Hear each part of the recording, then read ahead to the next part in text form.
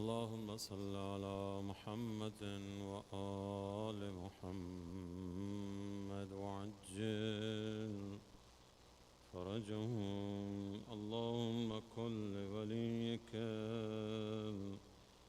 حجة ابن الحسن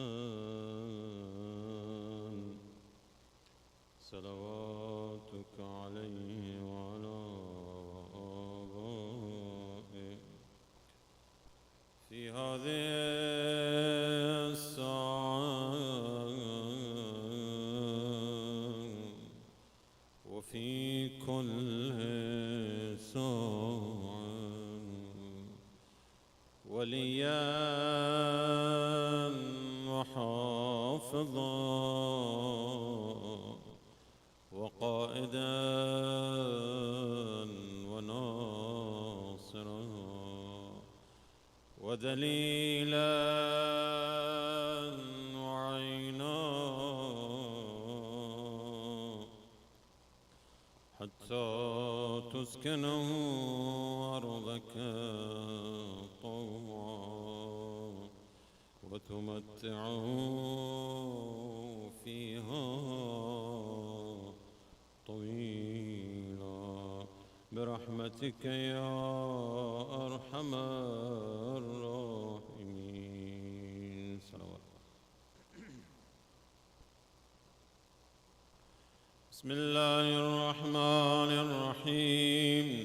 السلام عليك يا أبا عبد الله، السلام عليك يا ابن رسول الله، السلام عليك يا ابن أمير المؤمنين وابن سيد الوسيين، السلام عليك يا ابن فاطمة سيدة النساء العالمين، السلام عليك يا ثار الله وابن الثار والوتر الموتور،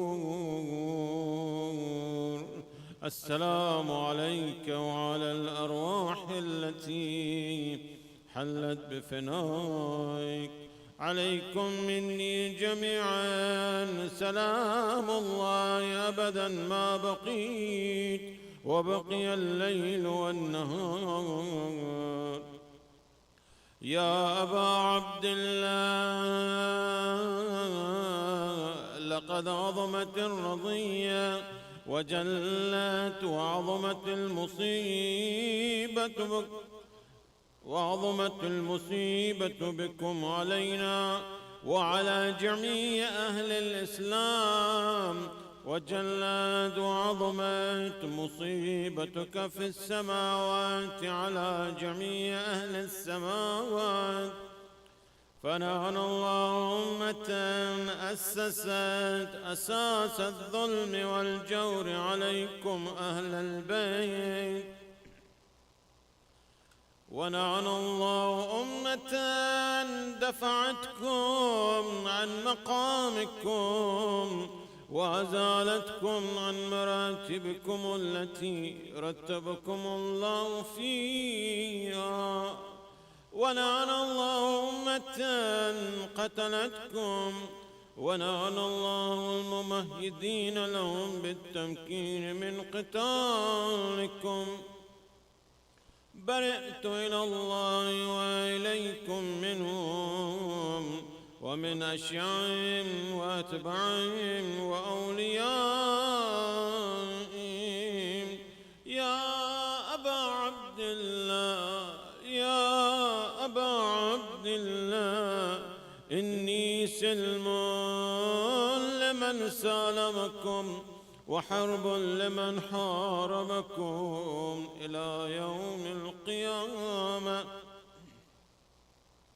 ونعن الله على زياد وعلى مروان، ونعن الله بني أمية قاطبة، ونعن الله ابن مرجان، ونعن الله عمر بن سعد، ونعن الله شمرا، ونعن الله أمة أسرجت وألجمت وتنقبت لقتالك. بأبي أنت وأمي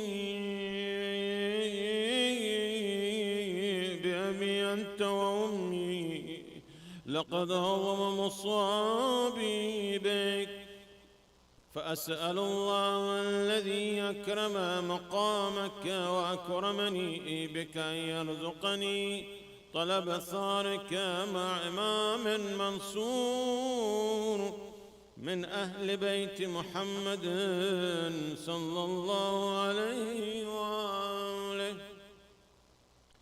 اللهم اجعلني عندك وجيها بالحسين عليه السلام في الدنيا والآخرة.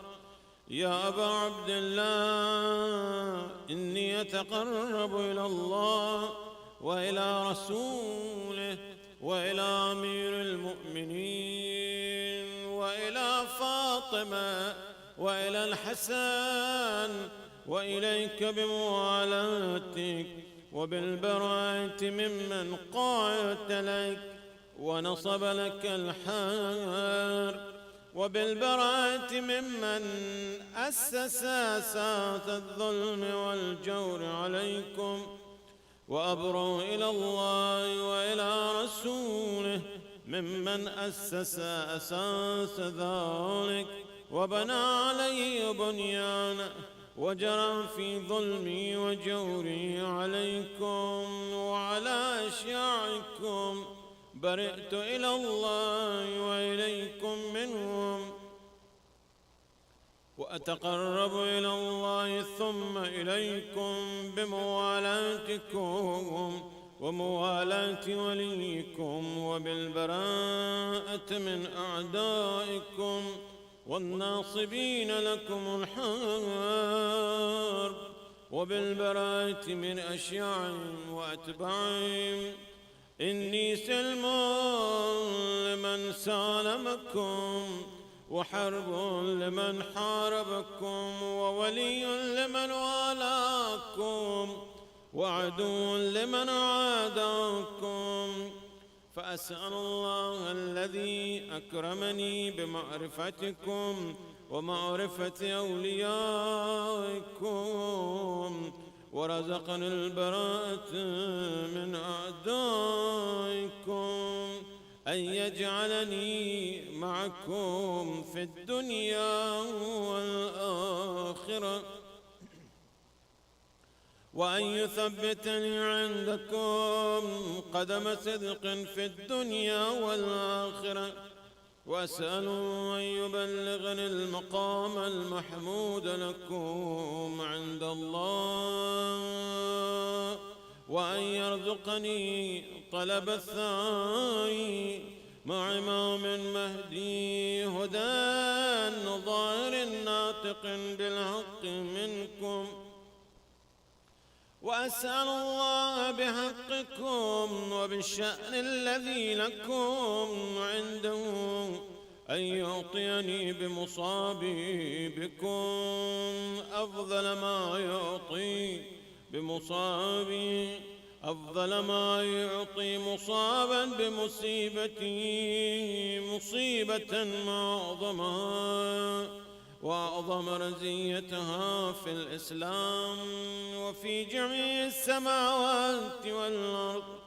اللهم اجعلني في مقامي هذا ممن تناله منك صلوات ورحمة ومغفرة. اللهم اجعل محياي محيا محمد وآل محمد، ومماتي ممات محمد وآل محمد. اللهم عاشورا يوم تبركت به بنو أمية وابن آكلة الأكباد اللعين وابن اللعين على لسانك ولسان نبيك صلى الله عليه وآله في كل موطن وموقف وقف فيه نبيك صلى الله عليه وآله. اللهم لعن أبا سفيان ومعاوية ويزيد بن معاوية عليهم منك اللعنة وأبد العابدين. وعاشورا يوم فرحت به آل زياد وآل مروان بقتلهم الحسين صلوات الله عليه.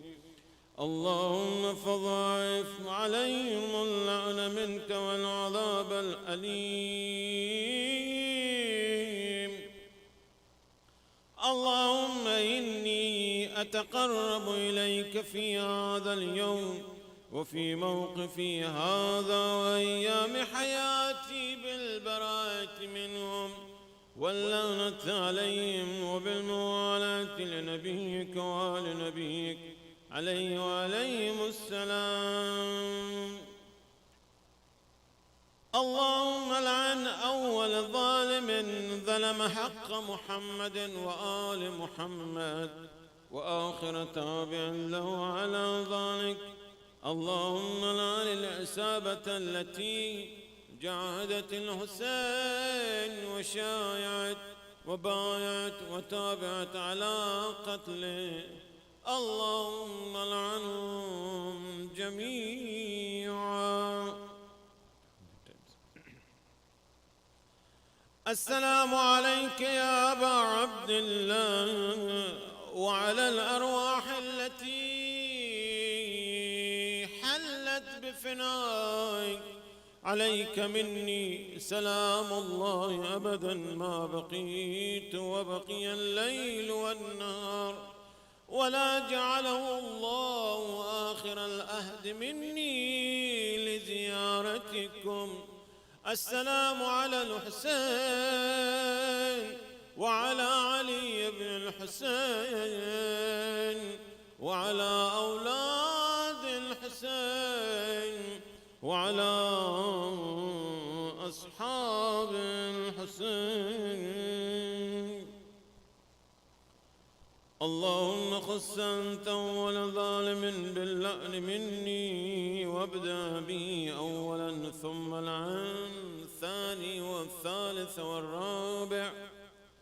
اللهم لعن يزيد خامسا ولعن عبيد الله بن زياد وابن مرجان وعمر بن سعد وشمر وآل أبي سفيان وآل زياد وآل مروان إلى يوم القيامة.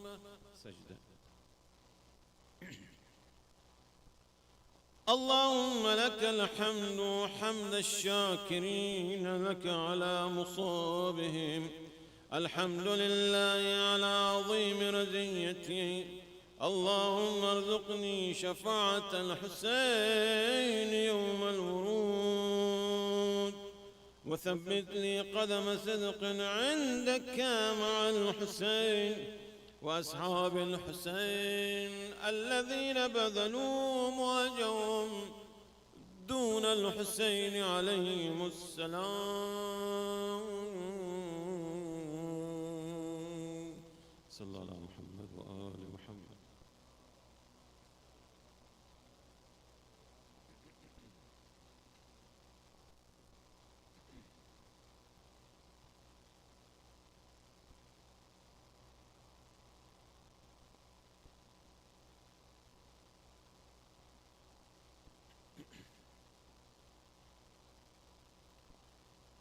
دعاكم إلى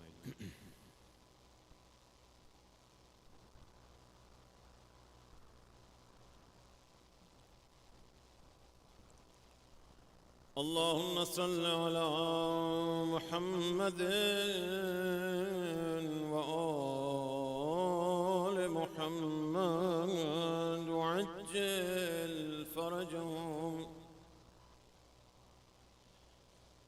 اللهم إني أسألك برحمتك التي وسعت كل شيء وبقوتك التي قهرت بها كل شيء وخضع لها كل شيء وذل لها كل شيء وبجبروتك التي غلبت بها كل شيء وبعزتك التي لا يقوم لها شيء وبعظمتك التي ملأت كل شيء، وبسلطانك الذي على كل شيء، وبوجهك الباقي بعد فناء كل شيء، وبأسمائك التي ملأت أركان كل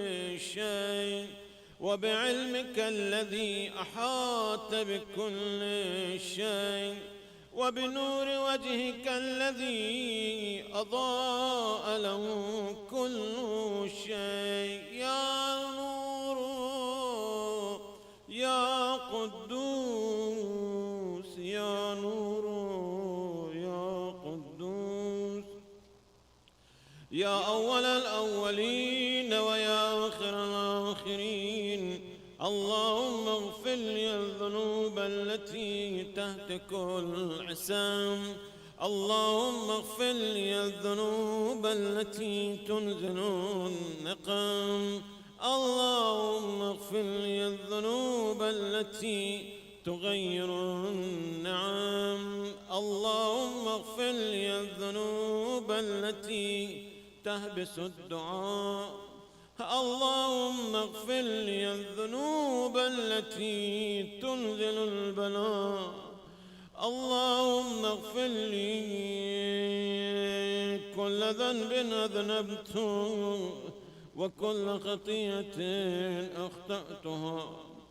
اللهم إني أتقرب إليك بذكرك وأستشفع بك إلى نفسك، وأسألك بجودك أن تدنيني من قربك، وأن تزعني من شكرك، وأن تلهمني ذكرك.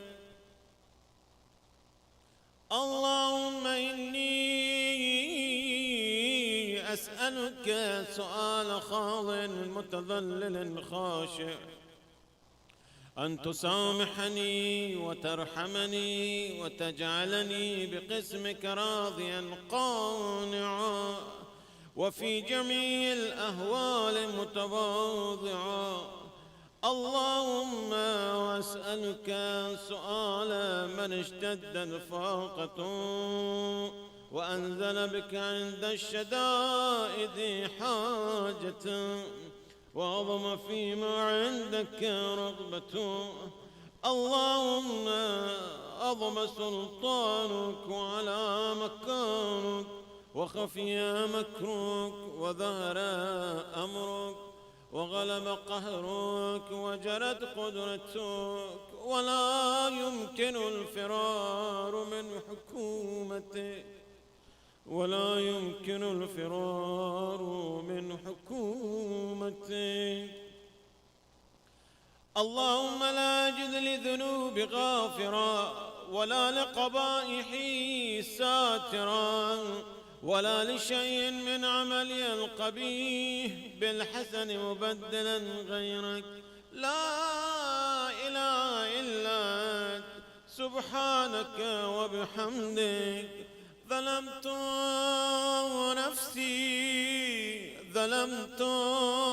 نفسي وتجرأت بجهلي، وسكنت إلى قديم ذكرك لي ومنك علي.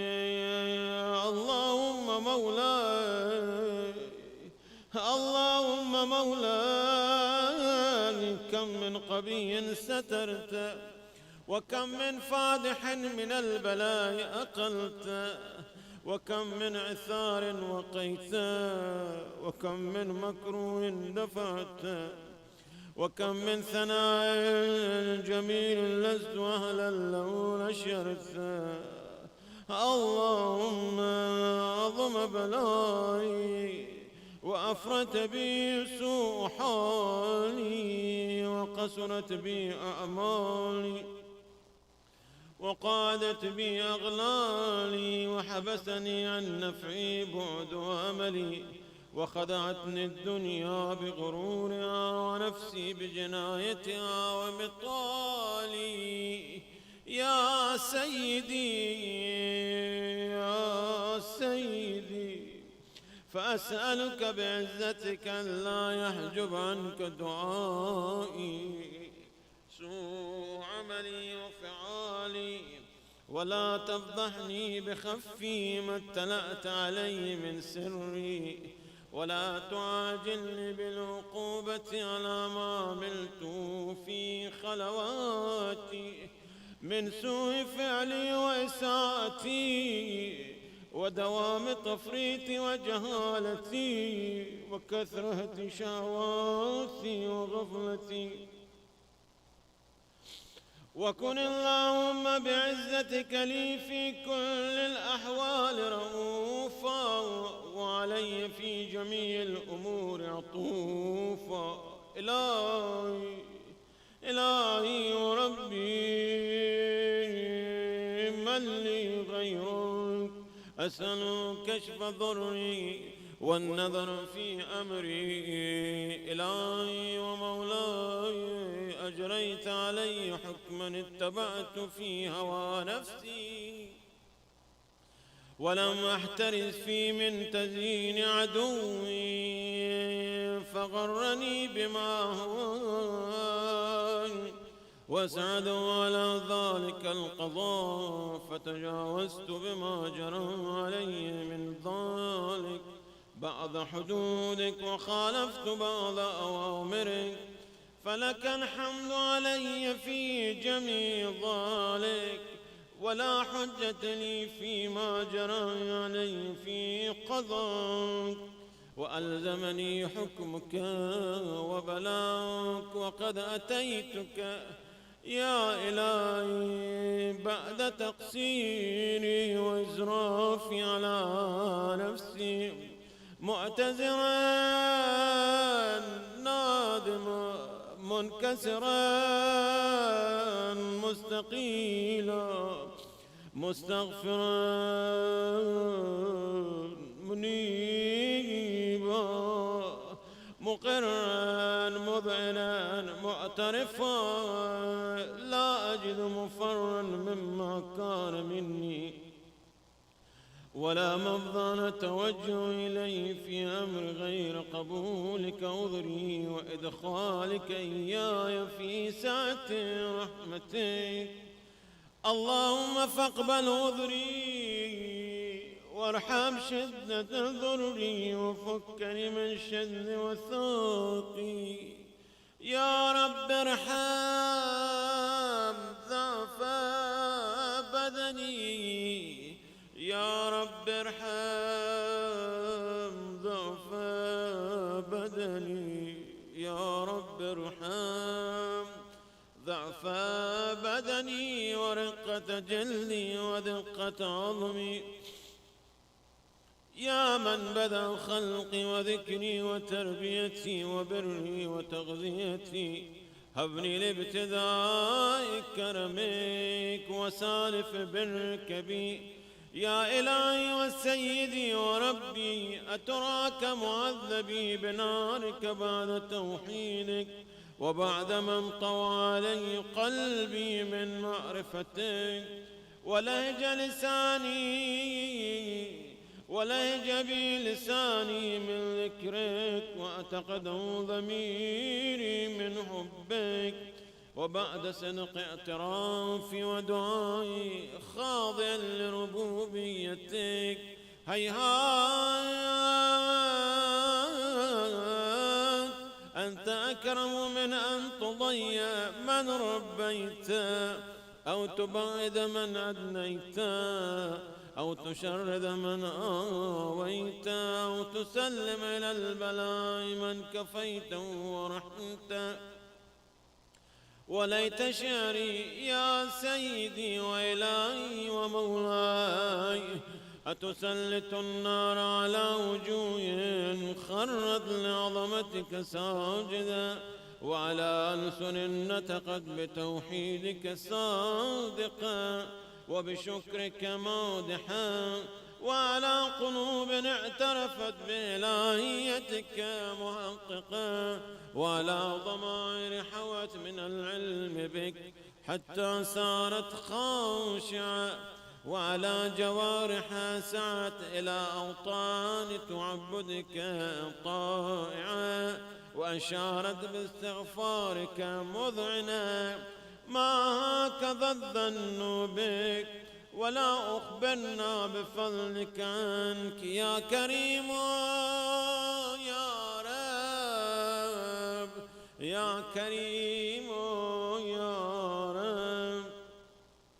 وأنت تعلم ضعفي قليل من بلاء الدنيا وعقوباتها وما يجري فيها من المكاره على أهلها، على أن ذلك بلاء ومكروه قليل مكثور، يسير بقاء قصير مدته. فكيف احتمال لبلاء الآخرة وجليل وقوع المكاره فيها، وهو بلاء تطول مدته ويدوم مقامه ولا يخفف عن أهله، لأنه لا يكون إلا عن غضبك وانتقامك وسخطك، وهذا ما لا تقوم له السماوات والأرض. يا سيدي يا سيدي، فكيف لي وأنا عبدك الضعيف الذليل الحقير المسكين المستكين؟ يا إلهي وربي وسيدي ومولاي، لأي الأمور إليك أشكو، ولما من عذي وأبكي الأليم العذاب والشدة أم لطول البلاء ومدته. فلئن سيرتني للعقوبات مع أعدائك وجمعت بيني وبين أهل بلائك وفرقت بيني وبين أحبائك وأوليائك، فهبني يا إلهي والسيد ومولاي وربي، صبرت على عذابك فكيف أصبر على فراقك، وابني صبرت على حر نارك فكيف أصبر عن النذر إلى كرامتك، هم كيف أسكن في النار ورجائي عفو. فبعزتك يا سيدي ومولاي أقسم صادقا لئن تركتني ناطقا لألجن إليك بين أهل هذا ضجيج الآملين، ولأصرخن إليك صراخ المستصرخين، ولأبكين عليك بكاء الفاقدين، ولأنادينك أين كنت يا ولي المؤمنين، يا غاية آمال العارفين، يا غياث المستغيثين، يا غياث المستغيثين، يا حبيب قلوب الصادقين، ويا إله العالمين. أفتراك سبحانك يا إلهي وبحمدك تسمع فيها صوت عبد مسلم سجن فيها بمخالفته وذاق طعم عذابها بمعصيته وحبس بين أطباقها بجرمه وجريته، وهو يذج إليك ذجيج مؤمل لرحمتك ويناديك بلسان أهل توحيدك ويتوسل إليك بربوبيتك.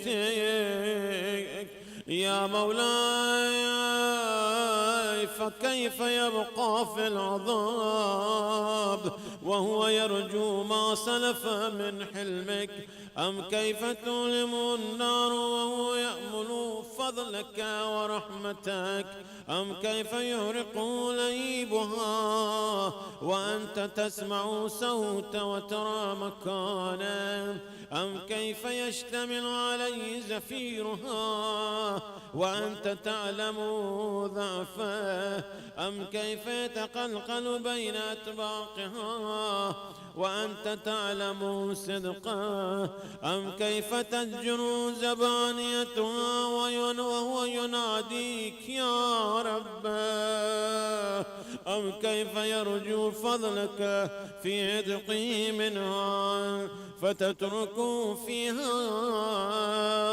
هيهات ما ذلك الظن بك، ولا المعروف من فضلك، ولا مشبع لما عملت به الموحدين من برك وإحسانك، فباليقين أقتوا لولا ما حكمت به من تعظيم جاهديك وقضيت به من إخلاد معانديك، لجعلت النار كلها بردا وسلاما، وما كان لأحد فيها مقرا ولا مقاما، لكنك تقدست أسماؤك، أقسمت أن تملأ من الكافرين من الجنة والناس أجمعين، وأن تخلد فيها المعاندين، وأن تجل ثناؤك. قلت مبتدئا وتطولت بالإنعام متكرما، أفمن كان مؤمنا كمن كان فاسقا لا يستوون. إلهي وسيدي فأسألك بالقدرة التي قدرتها وبالقضية التي حتمتها وحكمتها وغلبت من علي أجريتها أن تهب لي في هذه الليلة وفي هذه الساعة كل جرم أجرمته وكل ذنب أذنبته وكل قبيح أسررته وكل جهل عملته كتمته أو أعلنته أخفيته أو أظهرته وكل سيئة أمرت بإثبات الكرام الكاتبين الذين وكلتهم بحفظ ما يكون مني وجعلتهم شهودا علي مع جواره وكنت أنت الرقيب علي من ورائهم وشاهد لما خفي عنهم وبرحمتك أخفيت وبفضلك سترت وأن توفر حظي من كل خير أنزلت أو إحسان فضلت أو بر نشرت أو رزق بسطت أو ذنب تغفر أو خطأ تستر يا ربي يا ربي يا رب يا إلهي وسيدي ومولاي ومالك رقي يا من بيدي ناصيتي يا عليما بضري ومسكنتي يا خبيرا بفقري وفاقتي يا ربي يا ربي يا رب أسألك بحقك وقدسك وأعظم صفاتك واسمائك أن تجعل أوقاتي من الليل والنهار بذكرك معمورا وبخدمتك موصولا وأعمال عندك مقبولا حتى تكون أعمالي وأورادي كن ضا وردا واحدا وحالي في خدمتك سرمدا. يا سيدي يا من علي معولي، يا من إليه شكوت أحوالي. يا ربي يا ربي يا رب، قوي على خدمتك جوارحي، واشدد على العزيمة جوانحي، وهب لي الجد في خشيتك والدوام في الاتصال بخدمتك، حتى أسرع إليك في ميادين السابقين، وأسرع إليك في البارزين، وأشتاق إلى قربك في المشتاقين، وأدنو منك ذنو المخلصين، وأخافك مخافة الموقنين، وأجتمع في جوارك مع المؤمنين.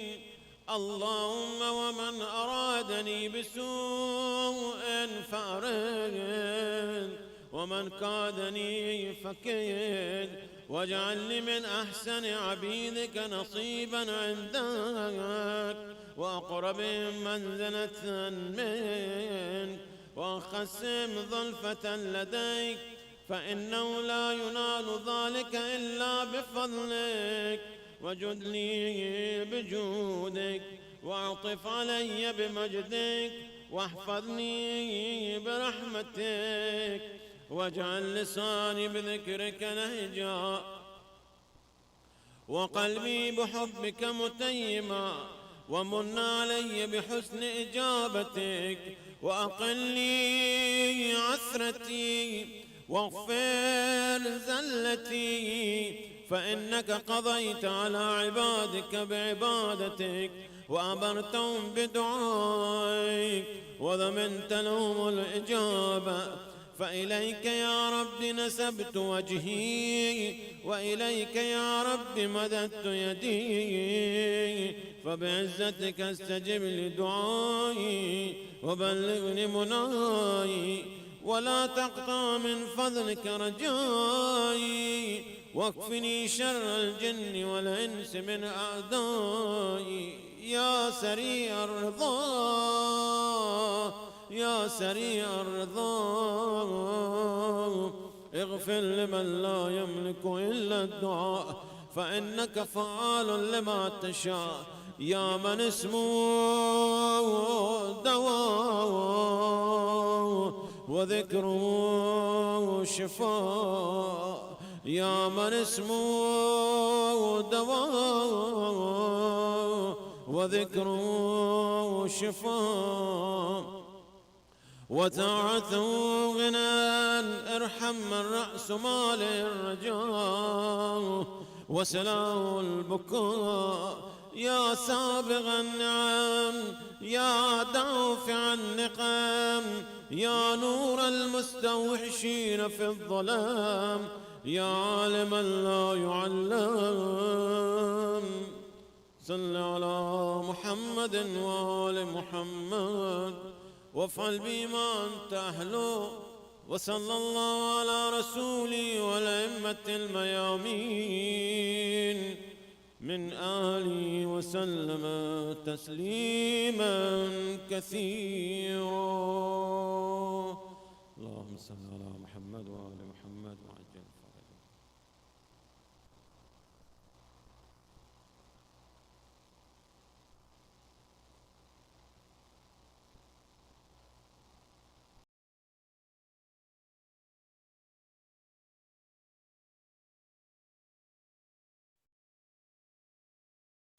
Bismillahir Rahmanir Rahim. I begin in the name of Allah, the Merciful, the Compassionate. All praises to Allah, the Creator of the universe and its sustainer, the provider of believers and non-believers. And may His choicest blessings be on the seal of His prophets, the last of His messengers and His holy progeny. And in particular, during these nights of Muharram, may His incessant blessings ever continue. on that illustrious grandson of the Holy Prophet, Imam Abdullah Hussain, salawatullahi alayhi, Allahumma salli ala Muhammad wa ala Muhammad wa ajil farajahum. Alhamdulillah, by the grace of Allah subhanahu wa ta'ala, we continue our discussions on practical lessons from Imam Hussain alayhi salam's journey to Karbala.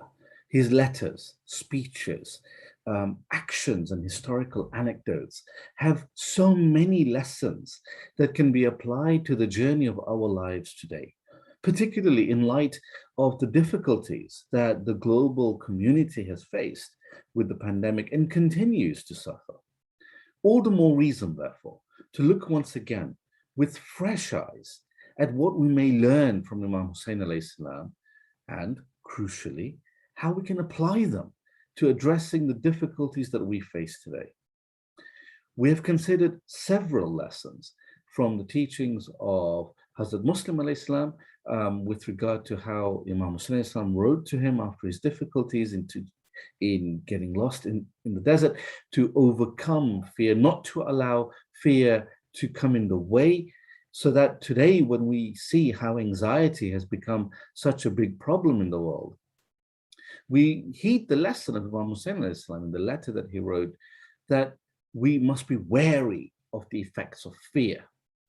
We considered how many times the Imam alayhi salam made absolutely clear through his conversations and letters that his was a mission of sacrifice in order to awaken the people from the stupor of heresy that had become entrenched because of the evil of Yazid.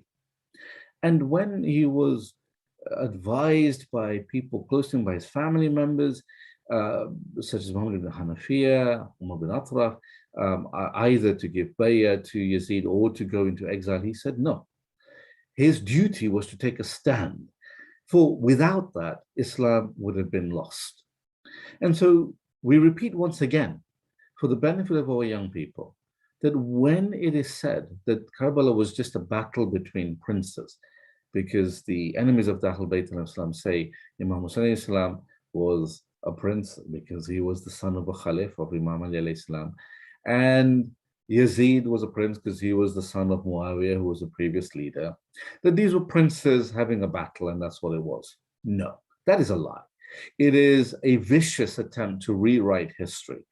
And all we need to do is look at historical records that are extant, that are available today from both Shia and Sunni sources, and it becomes abundantly clear that that is just a falsehood that is being perpetrated on our young people today. The truth, as was made clear by Imam Hussain alayhi salam before he left Medina, that his was a mission of sacrifice. And the reason why it was so essential was that without it, Islam would have been lost. And he reiterated that in his conversation to Salma. And we see how when he reached Karbala, he wrote a beautiful letter to Muhammad ibn Hanafiya that really sets out a whole new vision for how to view the world and, of course, eternity.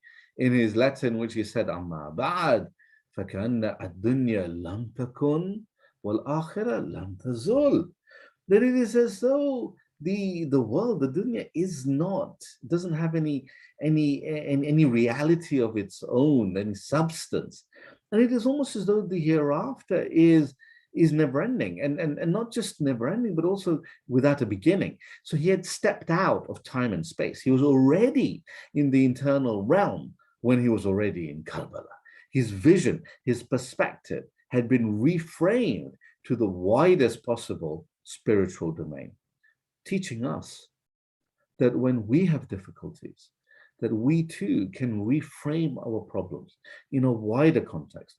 We may not be able to reach the vista that Imam Hussain alayhi salam was able to perceive, but still, in whatever way we are capable, we can broaden our vision of our problems, put them in a wider context, so that as to regain our sense of agency, our sense of being active in our own destiny. And this is what Imam Hussain alayhi salam was doing. He was taking his own destiny into his own hands, even if it meant his own sacrifice and that of his companions and family members. And we see that some of those companions were eminent people, such as Zuhair bin Qayn, who did not make a big thing, big deal about being Shias, actually tried to avoid the Imam al-Islam. But because of the sincerity of his heart, the cleanliness of his intention, of his niyyah, the Imam al-Islam reached out to him. And that's a teaching for us today, that if we seek to purify ourselves, then the Imam of our time will inshallah reach out to us so that we can also taste the sweetness of connecting with the Imam of the time.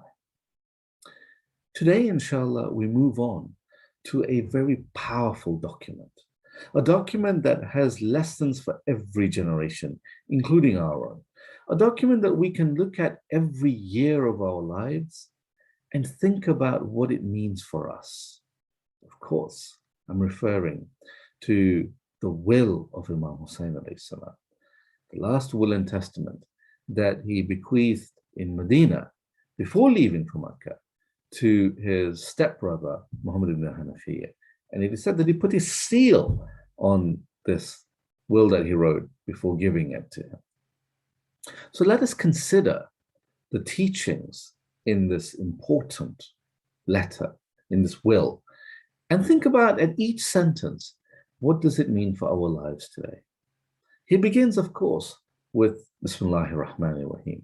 In the name of Allah, the most compassionate, the most merciful. And then he goes on to say, this is what Hussein bin Ali has commended to his brother, Muhammad bin Hanafiyyah, that Al-Hussein bears witness that there is no deity except Allah, who is unique, no partner. So this idea of reiterating La ilaha illallah, wahdahu la sharika lahu is very important because it is establishing the creed for which his mission was based. And he continues that Muhammad is his servant as his messenger, Muhammad Rasulullah, so that it can be clear that actually the entire purpose of what Imam Hussein Islam was all about was the essence of the Islamic creed, which itself was under attack from Yazid. And he continues that he rightly came from, was sent by Allah subhanahu wa ta'ala. And then he goes on to assert, again in our aqidah, in our theological creed, he says that paradise is a fact, hell is a fact, and that the hour will come. The hour, of course, being the day of judgment. He says there is no doubt thereof. And because Allah shall raise those who are in the graves. So he is making very clear that the essence of his mission, which he's setting out in his will, is really the essence of Islam as taught by his illustrious grandfather, Rasulullah sallallahu alaihi wasallam. And then he goes on and he says, and indeed, I have not revolted boisterously, insolently, corruptingly, or oppressively. Now, these are, of course, allegations that were made about him at the time, and of course are being made today by the enemies of the Ahlul Bayt alayhim salam, that this was somehow just a political insurrection. No, that is a lie. And Imam Hussein Islam took pains to set out in his will to make absolutely clear to the people of those days and the people of these days where the truth actually lies, that his stand was not one of seeking to corrupt the Ummah. No, as he made clear in his letter to the people of Basra, the Ahlul Bayt al-Islam have always sought to avoid division. This is why they allowed others to usurp their right of leadership. But the stand that he took was essential for the preservation of the religion of Islam. And this is why in his will, it's quite an unusual thing if you think about it, to write in your will that he has not, that, I have not acted boisterously, I have not revolted corruptingly or oppressively. I mean, it shows the tyranny and the pressure that he was under, that it was essential for him to make clear for history and to assert absolutely categorically in his will that he was not rising in this kind of corrupting way. Because, of course, today we have false allegations of fitna being made against those who deviate from the rulings of despots. If you take a stand, you can be accused of fitna. And the Imam al-Islam was making clear that no, this was not what he was about. He says, rather, I have risen up seeking to rectify the affairs of the ummah of my grandfather. And we see this principle of Islah fi ummati jaddi, of the transformation. The word Islah is not just change. It's a form of deep rectification, of transformation, of reform, of something that has gone deeply wrong, that if it remains, can be fatal. This is why it becomes important to have this kind of Islah, this kind of fundamental rectification, this changing, almost as though if someone continues walking, they will walk off a cliff. They need to change direction urgently. Otherwise, their doom is ahead of them. And this was what he saw for the entirety of the ummah. And so it became urgent for him to take a stand. And he continues. He says, rather, I have risen up seeking to rectify the affairs of the ummah of my grandfather. I intend to call for good and to prohibit committing the undesirable. So we see this principle that we see in our furor of amar bil ma'ruf and nahy anil munkar, of enjoining towards good and warning against evil. And we see this throughout his mission, from the time he left Medina to what he did in Mecca, to the letters he wrote to the people of Kufa, the letters to the people of Basra, to the speeches he gave on the day of Ashura. So we see that this principle that he declares in his last will and testament becomes so critical. We see that he really worked hard to implement this principle that he is setting forth in his will. And of course, what we write in our will is a summation, is a distilling of our core values, of who we are and what really matters to us. So this idea of amar bil ma'ruf and nahy anil munkar, of guiding people towards the right path and warning them about going astray, is so important to Imam Hussain alayhi salam. And therefore we need to think about that in our lives. What are the opportunities that we have when we see wrong being done in our lives, at work, in our own families? Do we have the courage to stand up and say, no, this is wrong?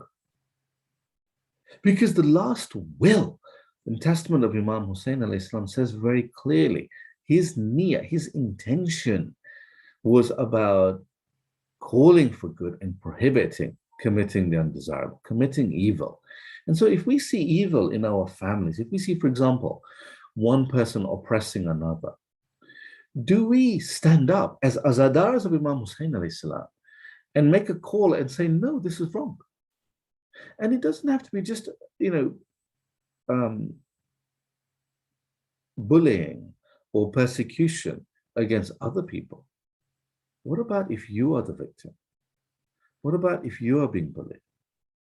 What about if you are being abused? What about if the tyranny that is being perpetrated is against you? Do you not have a duty to stand up for yourself? Do I not have a duty to stand up for myself when tyranny is perpetrated against me as an azadar? And these are questions that arise when we read this will of Imam Hussain alayhi salam, because that was his message. And if we want to align ourselves to him, we need to think, to what extent are we implementing that which he implemented? To what extent are we standing up for the values and the principles that he stood up for? And he continues that his intention is simply to act in accordance with the conduct of my grandfather and my father, Ali ibn Abi Talib. Now that raises a powerful question. What is this conduct that we need to seek to emulate? Well, standing up against injustice, having that sabr, that patience to forbear, is not just about being a doormat and allowing others to walk all over you. Imam Hussain alayhi salam, astaghfirullah, was no doormat. He took a stand, but he practiced sabr. So we learn from Imam Hussain that sabr, that patience, is not just about allowing people to perpetrate evil against you, to abuse you. No, sabr is about a patience, a forbearance, to persevere. It's a resilience, to continue along a path that may be difficult, but it is the path that is right for you. It is the path that speaks to your highest values. It is a path that defines who you want to be. Indeed, what you want your life to be about. That's what Imam Hussain was saying in his last will, that if you say that these are your values, then you need to have sabr, you need to have patience, you need to implement that. And so when we look at what he may have meant by acting in accordance with the actions of Rasulullah sallallahu alaihi wasallam, the actions of Imam Ali alayhi salam, we have this beautiful balance between action, valor, and patience. And this is a kind of patience that is an active form of patience. It is a doing kind of patience where you continue to engage with the enemy. And in some cases, the enemy is not enemies of Islam. It could be just in our own families, in our own workplaces, with our friends, wherever the challenge may be, but to continue and to persevere. This is the opportunity that is available. And he continues, saying, hence, anybody who accepts this from me, they've already accepted the cause of Allah. SubhanAllah, that's amazing. To be able to declare that if you agree with me on this, then you are already on the path of Allah. But he has a confidence in the next statement. The next sentence is unbelievably powerful. He says, if nobody answers me in this regard, I shall remain steadfast until Allah judges between me and the people. And the people he's talking about are the Umayyads. So he's saying, look, it doesn't matter to me whether I have just only 72 companions in the face of an army of 30,000. That doesn't matter. The numbers doesn't matter. If nobody answers me in this regard, that's not going to change my courage and conviction, my fortitude to stand firm upon the path of Islam, to stand upon the values that inspire me, that stand upon the core essence of the ethics of Rasulullah sallallahu alaihi wasallam's message. It is also a teaching for us. How do we implement this? Well, often it can be quite lonely speaking the truth, particularly in a family context where everyone is on one side and you might be the only one to stand up, or in a work setting where people are picking and bullying somebody at work, and you might be the only one to stand up and say, no, this is wrong. Standing up and speaking out, speaking truth to power can be a lonely business. And Imam Hussain alayhi salam addresses this point. He guides us, he teaches us by saying in his will, if nobody answers me in this regard, I shall remain steadfast. And that should be words of encouragement for us in our mission when we are looking to implement what values we have. And he continues, again, he reframes. He puts his difficulties, his trials, his tribulations into the ultimate context. He says, for he is the best of judges. This fragment is from the Holy Quran in many places. For example, Surah Al-A'raf, Surah 7, verse 87, Surah Yunus, Surah 10, verse 109, Surah Yusuf, Surah 12, verse 80. Allah being deemed as the best of judges is important when we think about the challenges we face. Sometimes we feel that there is no justice for us. People do tahmat against us.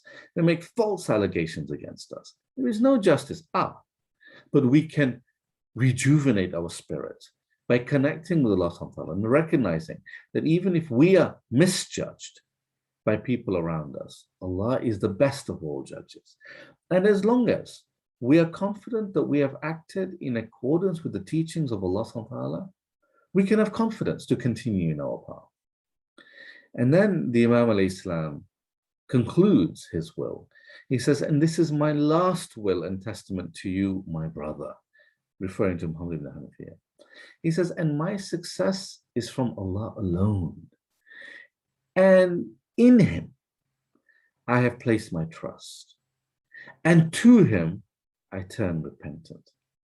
Now, here he is beautifully citing the Holy Quran, Surah Hud, Surah 11, verse 88, citing alayhi tawakkaltu wa ilayhi unib, that to him,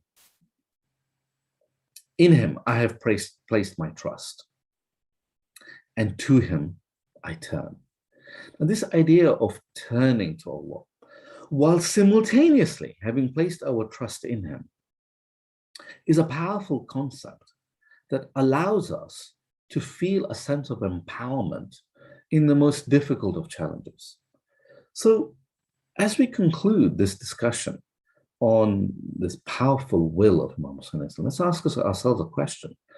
What specific challenge am I facing in my life now to which I can apply this lesson of Imam Hussein as taught in his last will and testament? What challenge can I stand up to? It could be addressing the fear we have ourselves for a particular challenge we have in our life. It could be to learn a language. It could be to learn Islam. It could be to work, to progress, to do exams, to raise a family. Whatever we might be feeling intimidated about, to counter that inner fear, that inner anxiety, to stand firm against the fear, to counter the fear with the courage of knowing that we can be rooted in Allah subhanahu wa ta'ala, to be rooted in that trust, wa alayhi tawakkaltu wa ilayhi unib, turning to him as we turn upon our mission. When we look at the great cost it has taken for us to receive these lessons of Islam, we consider the history of Karbala, the journey of Imam Hussein alayhi salam, as he moved onward to the place of Sharaf, which is now in modern-day Iraq. At dawn, he instructed his entourage to quench their thirst and to load up on their supplies of water. And they continued. They proceeded out into the desert until about noon, when one of the men in the group cried out, Allahu Akbar. Imam Hussein responded, Allahu Akbar, and then asked the person, why did he say that? And he said, I think I see palm trees in the distance. So the Imam checked with the local guys. There were two Asadi men, and they confirmed that there were no palm trees that they had seen in that locality before. So the Imam asked them to estimate what could that be that was on the horizon. And they replied, this looks like the tips of spears. The Imam agreed with their assessment. And he asked them if they knew of a strategic place where they could go to protect themselves such that they could face the attack only from the front, so that they could be protected from the rear, and face the enemy from one direction only. The two Asadi men replied that there is a place called Dhu Husn to our left, which is basically a mountainous area, so that they could have the mountain behind them and then face the oncoming army in one direction. This actually shows the military acumen, the strategic prowess of Imam Hussein alayhi salam, to think in strategic terms about how to meet the oncoming army, to be in a position of strength when he needs to be. And so they quickly changed direction and got to Dhu Husn well before the oncoming army of Yazid. In fact, it is said that they were able to establish their tents and really be well in place before the army came. And when the army came, it was 1,000 horsemen under the command of Khur bin Yazid Tamimi al-Bawi. And Imam Islam asks Khur whether he's coming as friend or as foe, as enemy. Khur was a clean-hearted man, and he could not say that he came as a friend, but he dare not say that he's coming as the enemy of the grandson of the Holy Prophet. So he says that he has come with orders to stop you from going where you are and to take you to Kufa. The Imam responds with compassion. He turns to Hazrat Abbas and he points out how thirsty these men are, how thirsty their animals are. And he instructs Hazrat Abbas to give water first to all these soldiers. That is the hospitality of an Imam. and also to give water to the horses, because he's the Imam of all of creation. And they also put water on the hooves of the horses, because they'd been galloping in the hot desert. This is the compassion of the Imam, to give water to the army that one day would deprive his little Sakina for water, who would be calling out Al-Atash, the great thirst. Hur was amazed by this compassion of the Imam alayhi salam. They prayed. The Imam asked Hur whether he wanted to lead his man. The Imam said, the Hur said no, he would pray behind the Imam alayhi salam. And after Salah, the Imam alayhi salam addressed the army of Hur. And he said, I have come because I was invited by the people of Kufa. And I sent messengers to go to them, to guide them. And Hur said, look, I know nothing of these letters. So the Imam alayhi salam instructed Uqba bin Sim'an to bring 2 saddlebags full of letters that he had been sent. Hur said, look, I am not aware of any of these letters. My instructions are to take you to Kufa. The Imam alayhi salam said, death will befall you before you do that. Now, of course, he was foretelling, he was prophesying the martyrdom of Hur, but Hur did not understand at the time. And the Imam alayhi salam, mounted his horse to proceed. So he was intercepted by Hur's army, and they tried to stop him. And they said, we cannot let you get you through. And the Imam responded to Hur, saying, may your mother be deprived of you. What are your intentions? Hur said, if any other Arab had said that to me, I would have reciprocated in the like sense. But I cannot possibly say such a thing about your mother, who is the great exalted Bustan-e-Zahra salamu alayha. Now this akhlaq of Hur saved him. The Imam was not insulting him, but just prophesying his martyrdom. It is narrated that Hur then requested instructions from Kufa and say to Imam Hussein, maybe you can write to Yazid or Ubaidullah, and maybe there can be a peaceful outcome to this. But as we know, there was no peaceful outcome to this. On the day of Ashura, Hur goes to Umar ibn Sa'd and says, is there no peaceful settlement to this? Do we have to wage war on the grandson of the Holy Prophet, peace be upon him? And Umar bin Sa'd said, yes, he was resolute. So Hur asks his companion, his helper, to tie his hands, and he walks to the side of Imam Hussein alayhi salam. The preceding night, it is narrated by Al-Muqarram in his Maqta that Al-Muhajir bin Aus saw Hur shivering. And he said, you are the bravest man I know. Why are you shivering before a battle?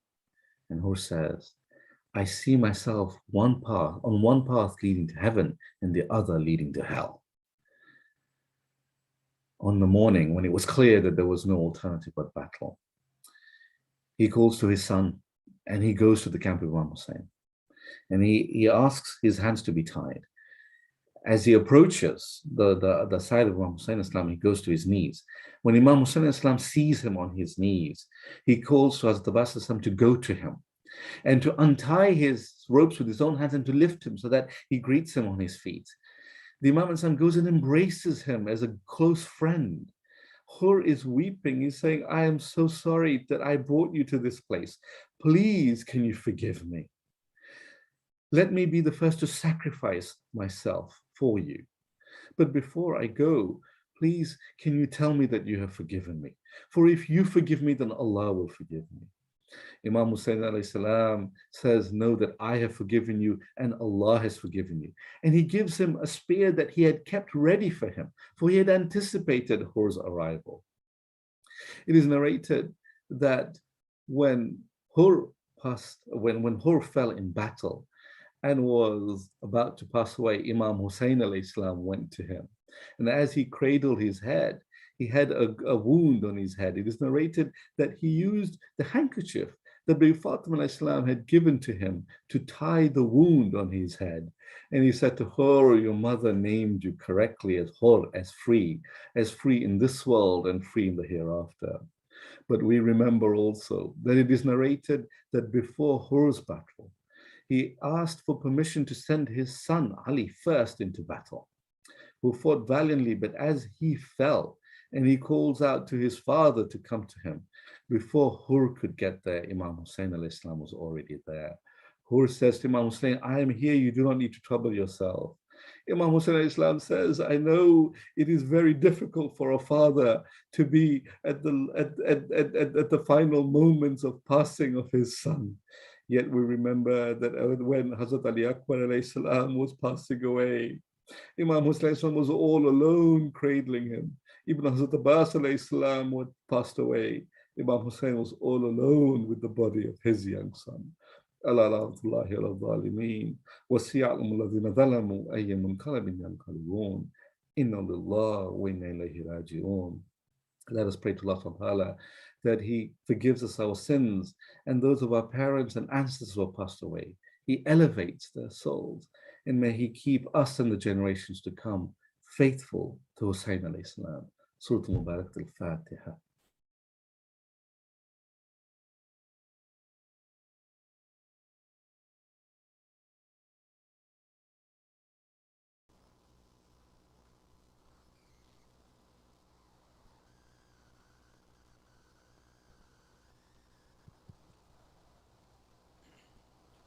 سبحان الله والحمد لله ولا إله إلا الله والله أكبر ولله الحمد.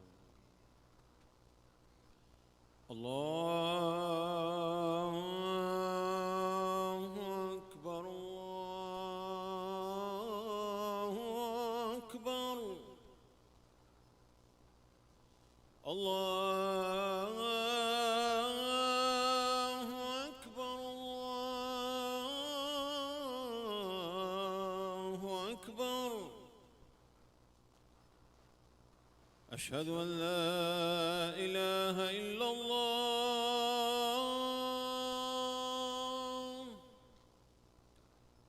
أشهد أن لا إله إلا الله.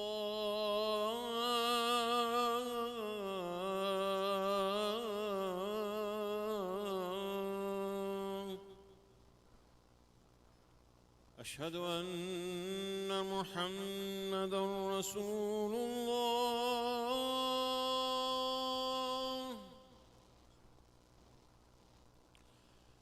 أشهد أن محمدًا رسول الله.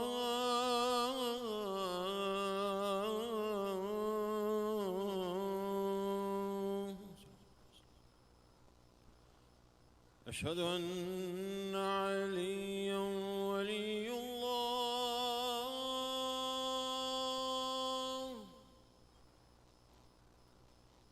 أشهد أن عليًّا حجة الله.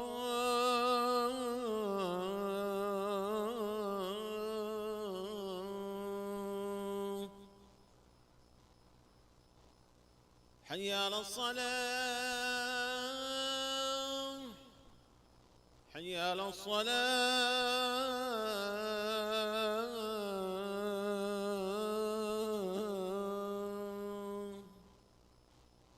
حي على الفلاح.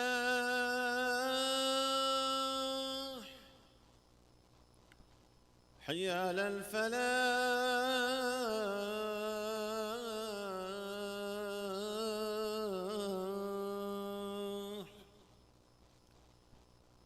حي على خير العمل.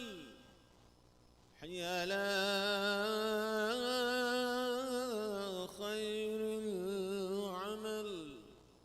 الله أكبر الله أكبر.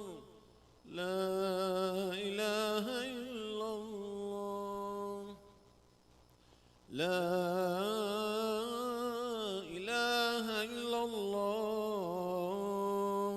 وصلى الله على سيدنا محمد وآله وسلم.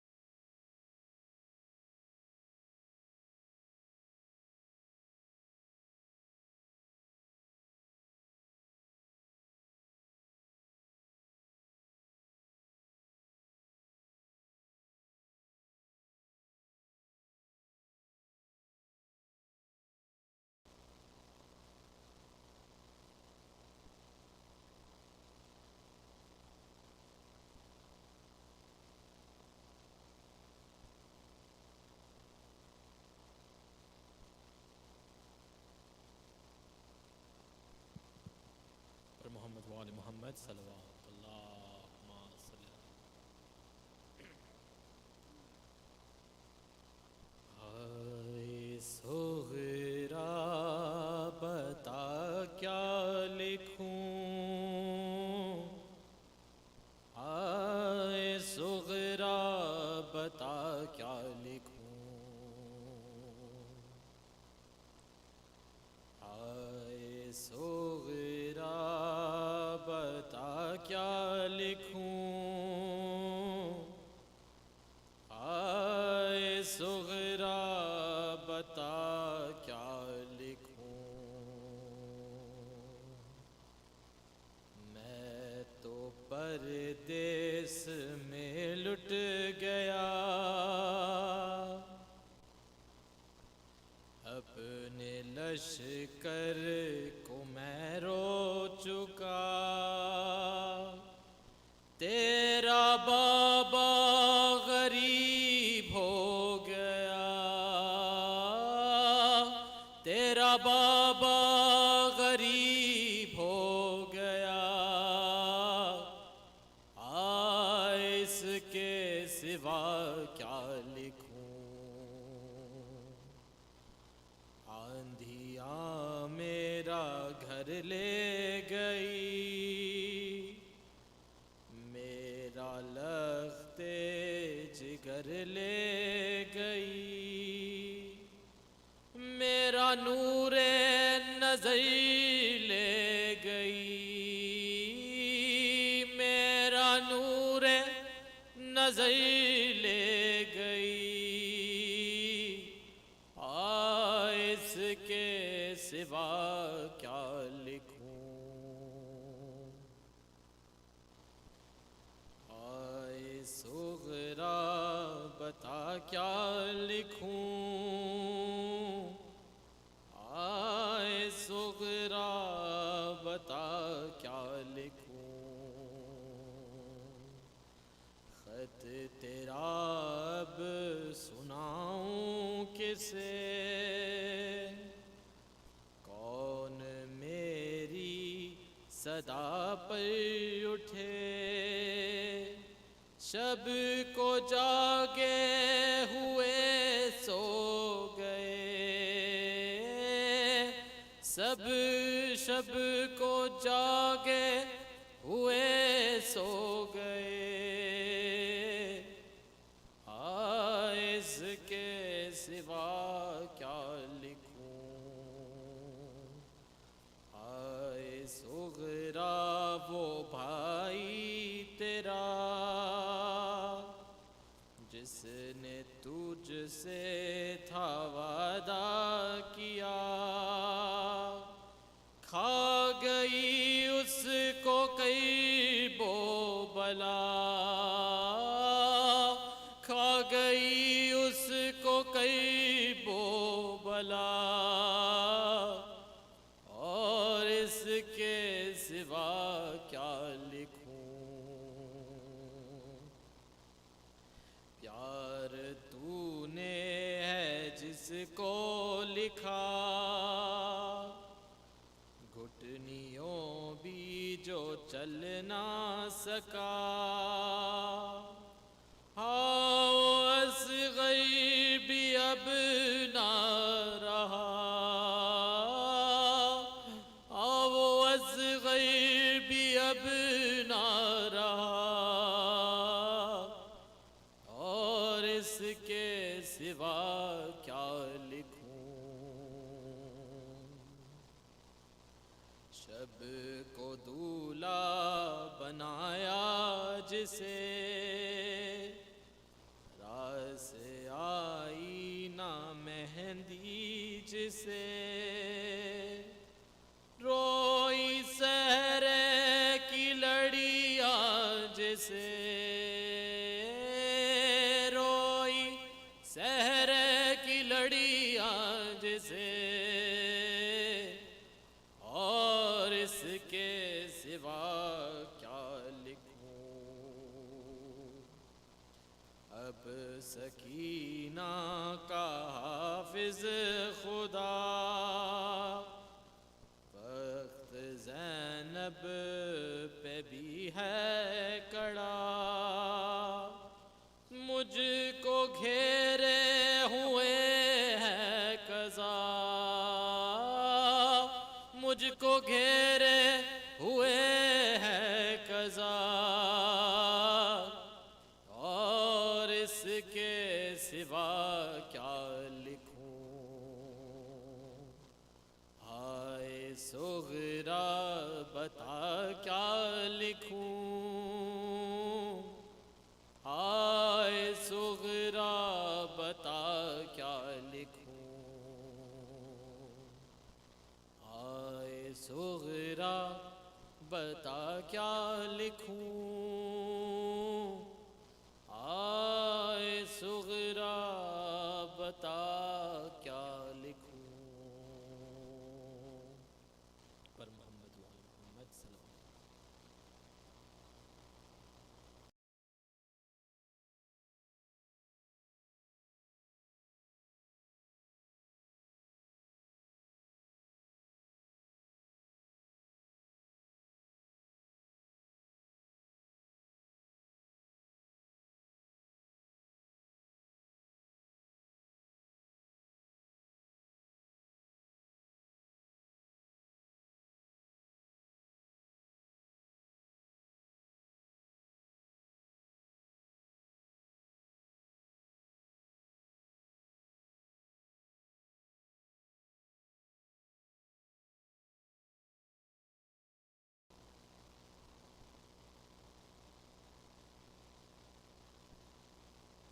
बर मोहम्मद वाले मोहम्मद सलवात अल्लाहुम्मा सल्ली अला मोहम्मद व आले Mohammad वजिल फरजहum. Please could we recite collectively Umm Yajib for a mu'min who is severely ill in Vancouver and Kule Mariz as well. Bismillahir Rahmanir Rahim.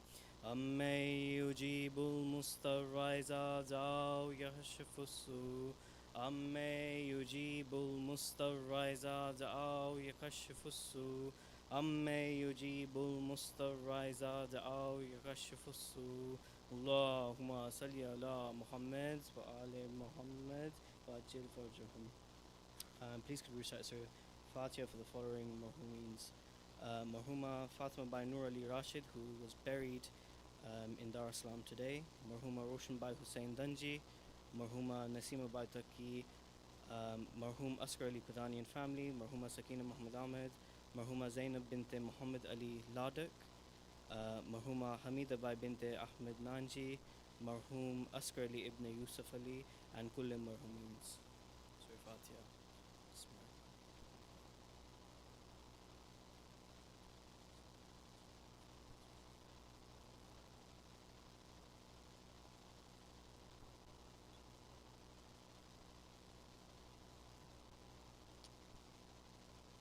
Mu'mineen, our next program will continue with our Ashra, which will be Friday 13th of August, 5th Eve of Muharram, and inshallah we'll start at the earlier start time of 7:40 p.m. with Ziyarat al-Ashura and Hadith al-Qissa.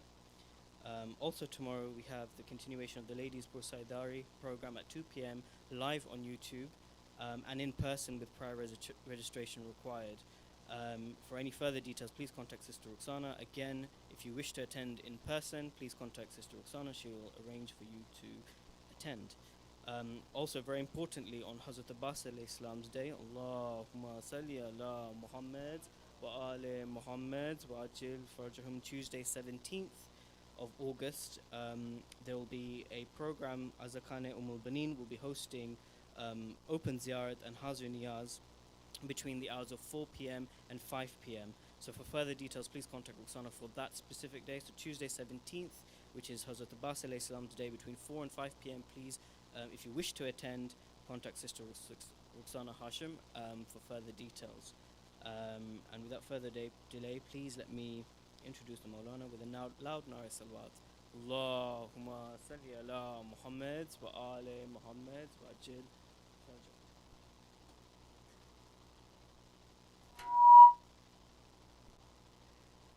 أعوذ بالله من الشيطان الرجيم بسم الله الرحمن الرحيم الحمد لله رب العالمين وصلى الله على سيد الأنبياء والمرسلين سيدنا ونبينا وحبيب قلوبنا وطبيب نفوسنا وشفيع ذنوبنا أبي القاسم محمد. اللهم صل على محمد وآل محمد وعلى آله الطيبين الطاهرين المعصومين المظلومين المنتجبين المكرمين الذين أذهب الله عنهم الرجس وطهرهم تطهيرا. اللهم صل على محمد وآل محمد. لا سيما إمام المنتظر والحجة الثاني عشر، اللهم عجل فرجه وسهل مخرجه. السلام على الحسين وعلى علي بن الحسين وعلى أولاد الحسين وعلى أصحاب الحسين ورحمة الله وبركاته، واللعنة الدائمة الباقية على أعدائهم أجمعين منذ عداوتهم إلى قيام يوم الدين. أما بعد، فقد قال رسول الله صلى الله عليه وآله وسلم: المهدي من ولدي تكون له غيبة وحيرة تضل فيه الأمم. صدق رسول اللہ صلی اللہ علیہ وآلہ وسلم. صلوات بر محمد و آل محمد. اللہم صلی علی.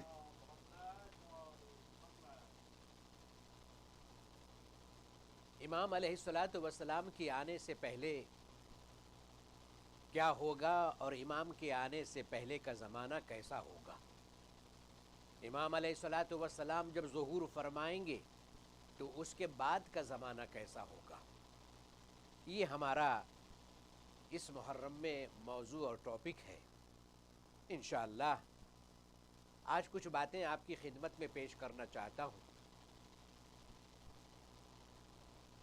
بہت سے ائمہ علیہم السلام نے اپنی زندگی میں اور خود رسول اللہ صلی اللہ علیہ وآلہ وسلم نے اپنی حدیثوں میں امام علیہ السلام کا انٹروڈکشن کرایا ہے. اور امام علیہ السلام کا جو غیبت کا زمانہ ہے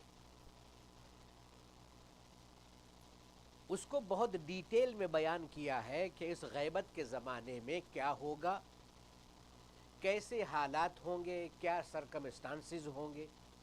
یہ ساری ڈیٹیل جو ہے خود رسول اللہ نے اور ائمہ علیہ السلام نے بیان فرمائی ہے.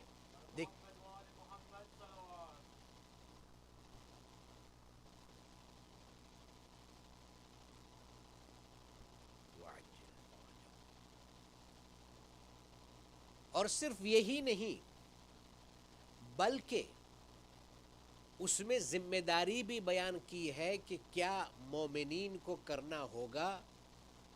وہ لوگ کہ جو اللہ میں نہیں مانتے ہیں ان کی حالت کیا ہوگی، وہ کہ جو اللہ میں مانتے ہیں ان کی حالت کیا ہوگی. بہت ہی مشہور حدیث ہے جس میں رسول اللہ صلی اللہ علیہ وآلہ وسلم نے فرمایا ہے کہ المہدی من ولدی، مہدی جو ہیں وہ میری پروجنی سے ہوں گے. جو میری نسل ہے، جو میری ذریت ہے، اس میں امام مہدی علیہ السلام ہوں گے. اور اس کے بعد میں آپ نے فرمایا کہ مہدی جو میری نسل سے ہوں گے، میری ذریت میں ہوں گے، وہ دنیا میں آئیں گے، وہ دنیا میں پیدا ہوں گے، لیکن ان کی جو ہے وہ غیبت ہوگی. یعنی وہ اپنے فالوورز سے، اپنے چاہنے والوں سے دور رہیں گے. لوگ انہیں دیکھیں گے لیکن پہچان نہیں سکیں گے. ڈائریکٹلی ان کا کسی کے ساتھ میں جو ہے وہ کنیکشن نہیں ہوگا. یعنی اوکلٹیشن، یعنی غیبت کا زمانہ ہوگا. آپ نے فرمایا تکون لہو غیبت وحیرت، مہدی جو ہیں ان کی غیبت ہوگی، اور جب ان کی غیبت ہوگی تو اس میں حیرت ہوگی، یعنی کنفیوژن ہوگا. لوگ جو ہیں ان کی غیبت کی وجہ سے کتنے بھی ایسے لوگ ہوں گے جو دین کو چھوڑ دیں گے، जो इस बात पर यकीन नहीं रखेंगे कि इमाम भी हैं, गैबत की बात नहीं है, इमाम ही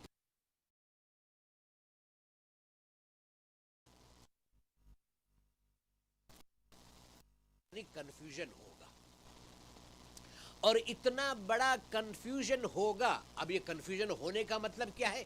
यानी कंफ्यूजन क्रिएट किया जाएगा, डाउट्स जो है वो क्रिएट किया जाएगा।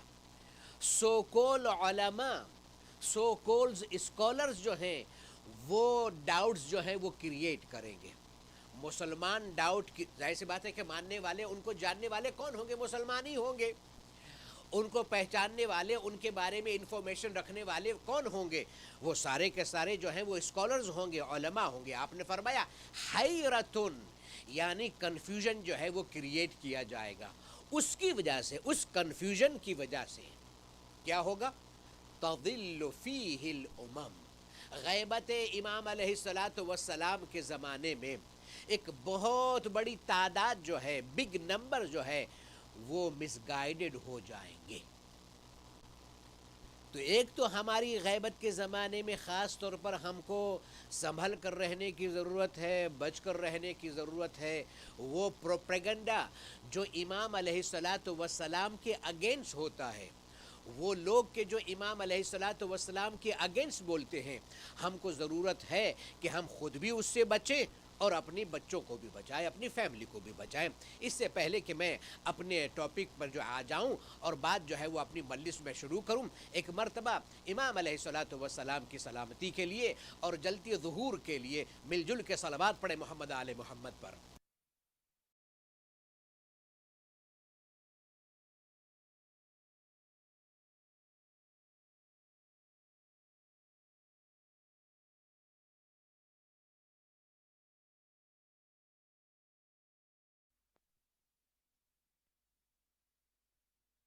कोई अपने ईमान को छोड़ना चाहता है तो ये उसकी मर्जी है।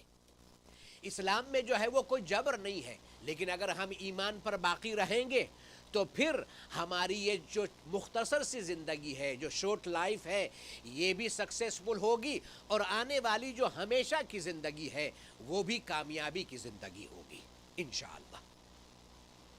इमाम अलैहिस्सलातु वस्सलाम ने फरमाया फ़इंद ज़ालिका, जब इमाम अलैहिस्सलातु वस्सलाम की गैबत होगी उस ज़माने में, यानी इमाम अलैहिस्सलातु वस्सलाम के ज़ुहूर से पहले का ज़माना, इमाम अलैहिस्सलातु वस्सलाम के आने का पहला ज़माना, तो मौला फरमाते हैं जब ये होगा तो क्या होगा? यर्ताबुल मुब्तिलून, वो लोग के जो लोगों के दिलों में डाउट्स क्रिएट करते हैं, शक जो है वो पैदा करते हैं। हालांकि उनका शक पैदा करना जो है उसमें कोई लॉजिक नहीं होती है, उसमें जो है वो किसी तरह का कोई सेंस नहीं होता है, कोई बेस नहीं होती है। लेकिन ऐसे लोग जो है वो सोसाइटी में होते हैं for the sake of doubt, for the sake of confusion. उनके पास में कोई एविडेंस नहीं होता है, उनके पास में कोई प्रूफ नहीं होता है, लेकिन ऐसे लोग जो हैं वो हमेशा सोसाइटी में रहे हैं यर्ताबुल मुब्तिलून, ताकि वो गलत जो है वो डाउट जो है वो पैदा करें for the sake of doubt. यानी गैबत के ज़माने में क्या होगा? इमाम के आने से पहले क्या होगा? डाउट्स क्रिएट करने वाले डाउट्स क्रिएट करेंगे। किन चीज़ों में डाउट क्रिएट करेंगे इमाम के आने से पहले? मसलन इमाम के आने से पहले ये डाउट क्रिएट किया जाएगा कि ये कुरान जो है वो सफिशेंट नहीं है। एक सलवात पढ़े मोहम्मद आले मोहम्मद पर, अल्लाहुम्मा सल्ली अला।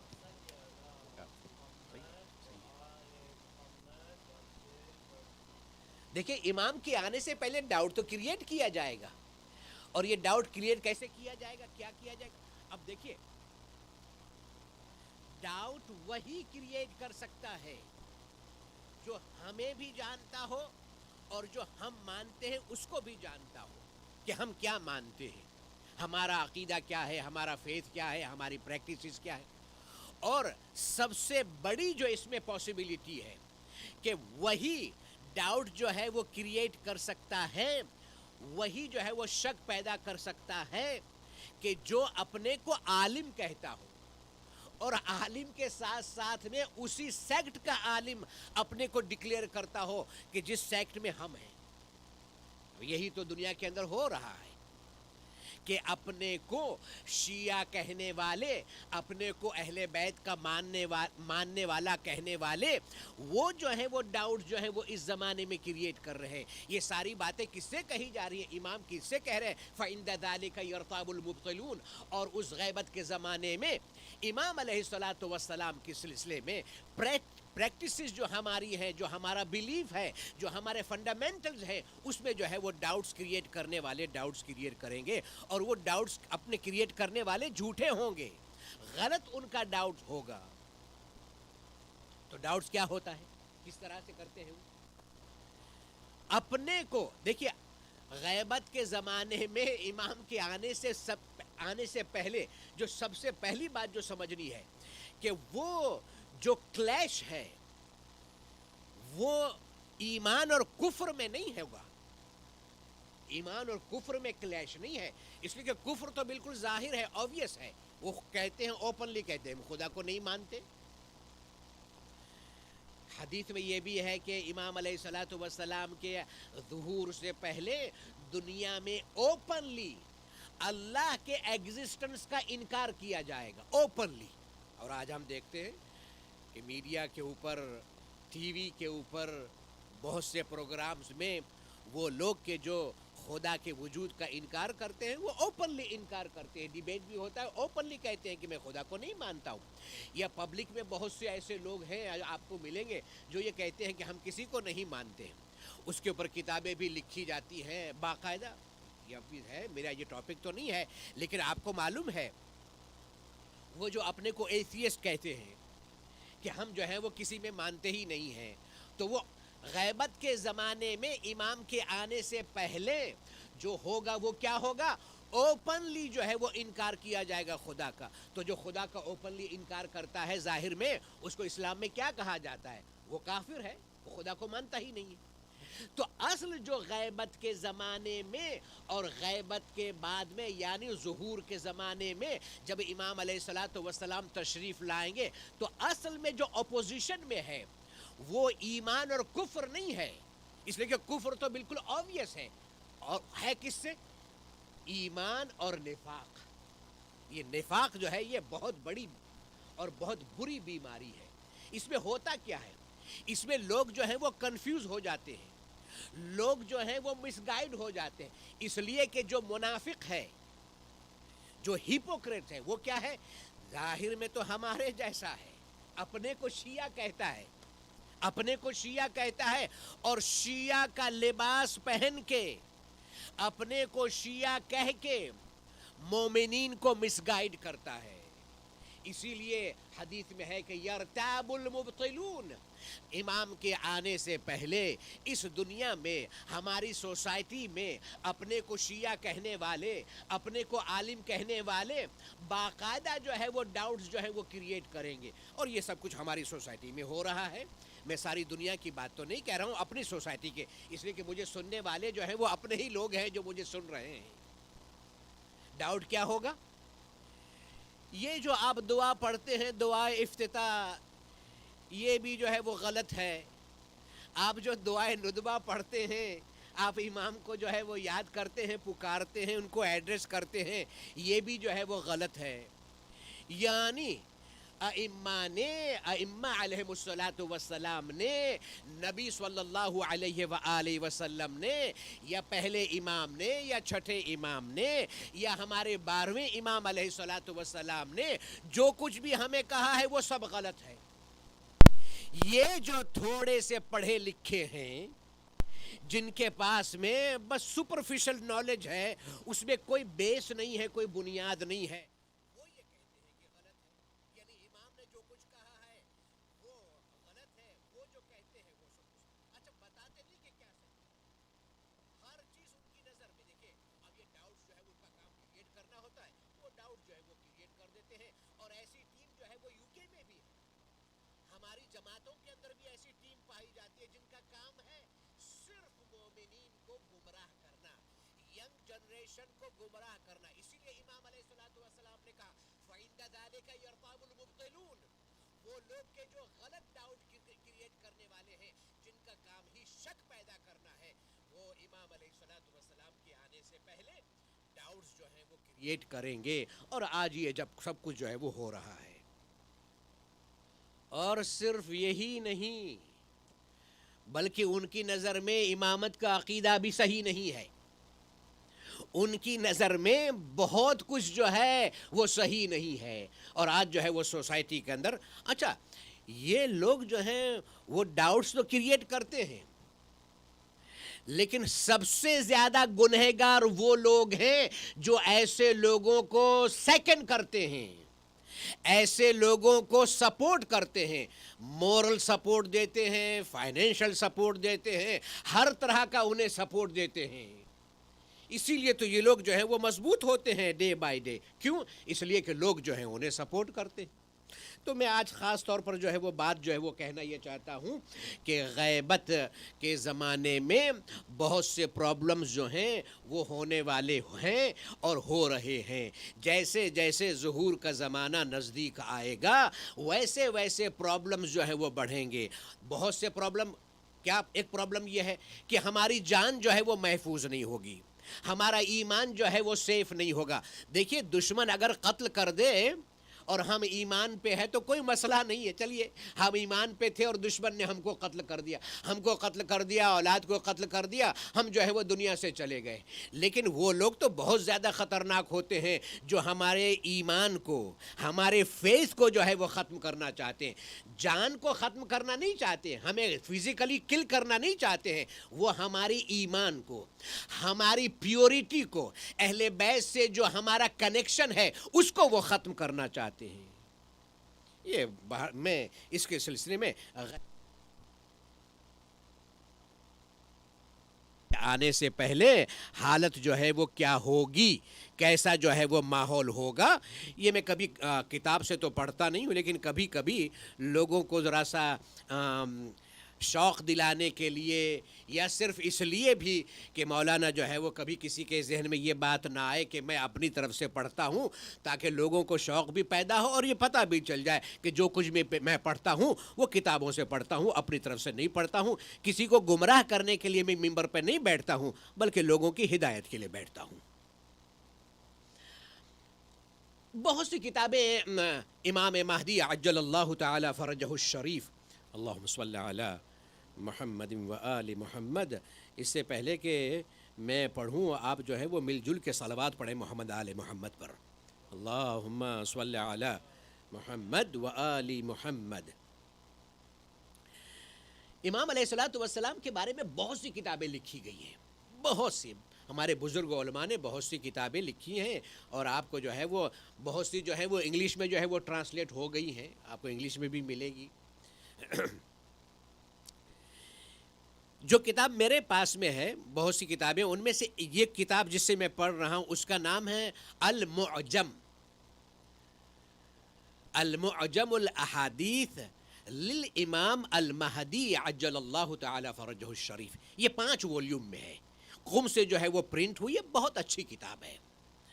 سبجیکٹ وائز جو ہیں وہ اس کے اندر احادیث جو ہیں وہ موجود ہے، اور اس میں ایک بیوٹی جو خاص بات، اس میں جو بیوٹی ہے، یہ 5 والیوم جو ہیں اس میں بیوٹی یہ ہے کہ اس میں جو احادیث ہیں زیادہ تر حدیثیں اس میں مسلمانوں کے دوسرے جو سیکٹ ہیں ان کی کتابوں سے ہیں. ہمارے شیعوں کی کتابوں سے بھی اس میں حدیث ہیں، لیکن زیادہ تر اس میں جو ہے وہ مسلمانوں کے جتنے بھی سیکٹ ہیں ان کی کتابوں سے حدیثیں جو ہے وہ اس میں لی گئی ہیں. اور بہت ہی یوزفل یہ کتاب جو ہے 5 والیوم میں ہے. اس میں نبی صلی اللہ علیہ وآلہ وسلم کی اور دیگر ائمہ سے، خاص طور پر نبی صلی اللہ علیہ وآلہ وسلم کی حدیث کو بیان لکھا ہے انہوں نے. اور اس میں آخر زمان، جیسا کہ میں نے یسٹرڈے بیان کیا تھا کہ آخر زمان کا کیا مطلب ہے، تو آخر زمان کے بارے میں یہ بیان کیا گیا ہے. کیا ہے حدیث میں؟ کیا ہے حدیث؟ کہتی ہے سیجیء اقوام فی آخر الزمن، آخر زمانہ میں لوگ آئیں گے، ग्रुप्स जो हैं वो दिखाई देंगे। वो ग्रुप्स कैसे होंगे? आपने फरमाया वुजूहुहुम वुजूहुल आदमीयीन, उनके चेहरे तो देखने में ह्यूमन जैसे होंगे, इंसान जैसे चेहरे होंगे। देखिए, हमें जो नज़र आता है इंसान, ये ज़रूरी नहीं है कि वो इंसान हो, ये ज़रूरी नहीं है। वैसे ही मैं कहता हूँ, हमें जो नज़र आता है कि वो आलिम है, ये ज़रूरी नहीं है कि वो आलिम हो। हमें जो नज़र आता है कि वो ज़ाकिर है, ये ज़रूरी नहीं है कि वो ज़ाकिर हो। तो आपने फरमाया कि वुजूहुहुम वुजूहुल आदमीयीन, उनके चेहरे जो हैं वो तो इंसान जैसे होंगे। व क़ुलूबुहुम क़ुलूबु शयातीन, लेकिन उनके दिल जो हैं वो शैतानों के होंगे। शैतान का क्या मतलब है? दिल जो है वो शैतान के होंगे, क्या मतलब है? यानी शैतान क्या चाहता है? शैतान इंसानों का नुकसान चाहता है। शैतान कभी भी इंसान की भलाई नहीं चाहता है। शैतान हमेशा हमेशा इंसान की तबाही और बर्बादी चाहता है, हर तरह से, फिजिकली भी और स्पिरिचुअली भी, ज़ाहिर में भी और बातिन में भी। वो लोग ऐसे होंगे, देखने पे तो इंसान होंगे, लेकिन उनके दिल जो हैं वो शैतान जैसे होंगे। यानी वो हमेशा इसी ताक में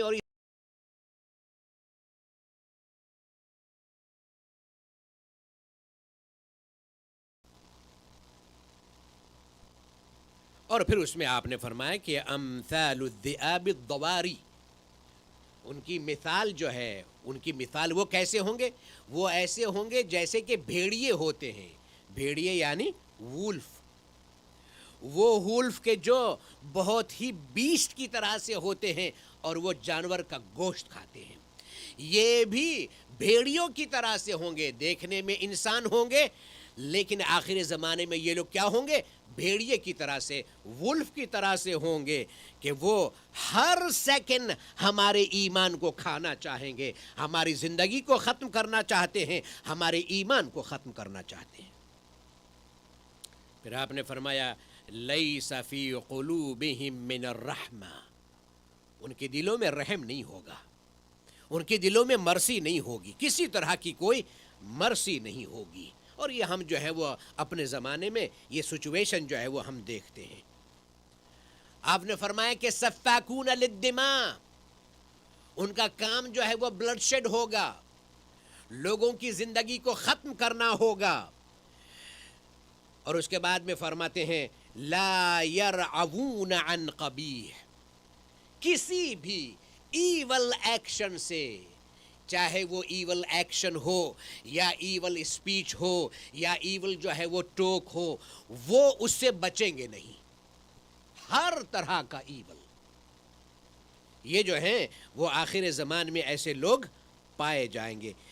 फिर फरमाते इन बायअतहुम वारबूक, और अगर तुम उनके साथ में कोई एग्रीमेंट करोगे तो वो तुम्हें चीट करेंगे, वो तुम्हें धोखा देंगे। किसी तरह का भी कोई एग्रीमेंट करोगे तो वो तुम्हें क्या करेंगे? धोखा देंगे। ये आखिर ज़मान में ऐसे लोग जो हैं वो पाए जाएंगे। व इन तवारैत अन्हुम इग़्ताबूक, और अगर तुम उनसे दूर हो तो वो तुम्हारी गीबत करेंगे, वो तरह तरह से तुम्हारे बारे में बातें करेंगे। व इन हद्दसूक कज़बूक, और अगर तुम उनसे बात करो तो वो तुम्हें झुठलाएंगे, वो कहेंगे तुम झूठे हो। आज ये हो रहा है, ये दुनिया के अंदर ये हो रहा है कि अगर तुम उनसे बात करोगे तो वो जो है वो तुम्हें झुठलाएंगे। वनिअतमा व इन तमन्तहुम खानूक, और अगर तुम उन पर ट्रस्ट करो तो वो तुम्हारे साथ में डिसऑनेस्टी करेंगे, न तुम्हारे राज की हिफाजत करेंगे, न तुम्हारे पैसे की हिफाजत करेंगे, न तुम्हारे बच्चों की हिफाजत करेंगे। और अगर तुमने अपने बच्चे उनके हवाले कर दिए तो वो तुम्हारे बच्चों को दुनिया का सबसे बड़ा बेईमान बना देंगे। आपने फरमाया ये जो ग्रुप होगा आखिर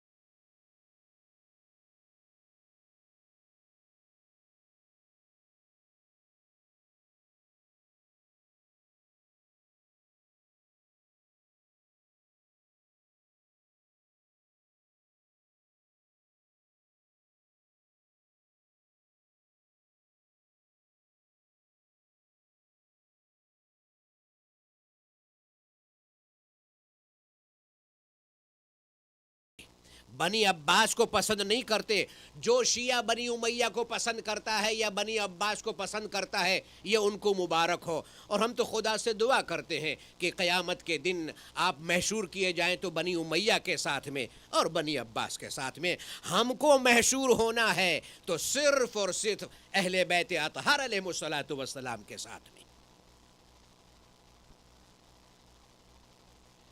और उसके बाद में रसूलुल्लाह सल्लल्लाहु अलैहि वआलिहि वसल्लम फरमाते हैं, वल आमिरु फ़ीहिम बिल मअरूफ़ मुत्तहम।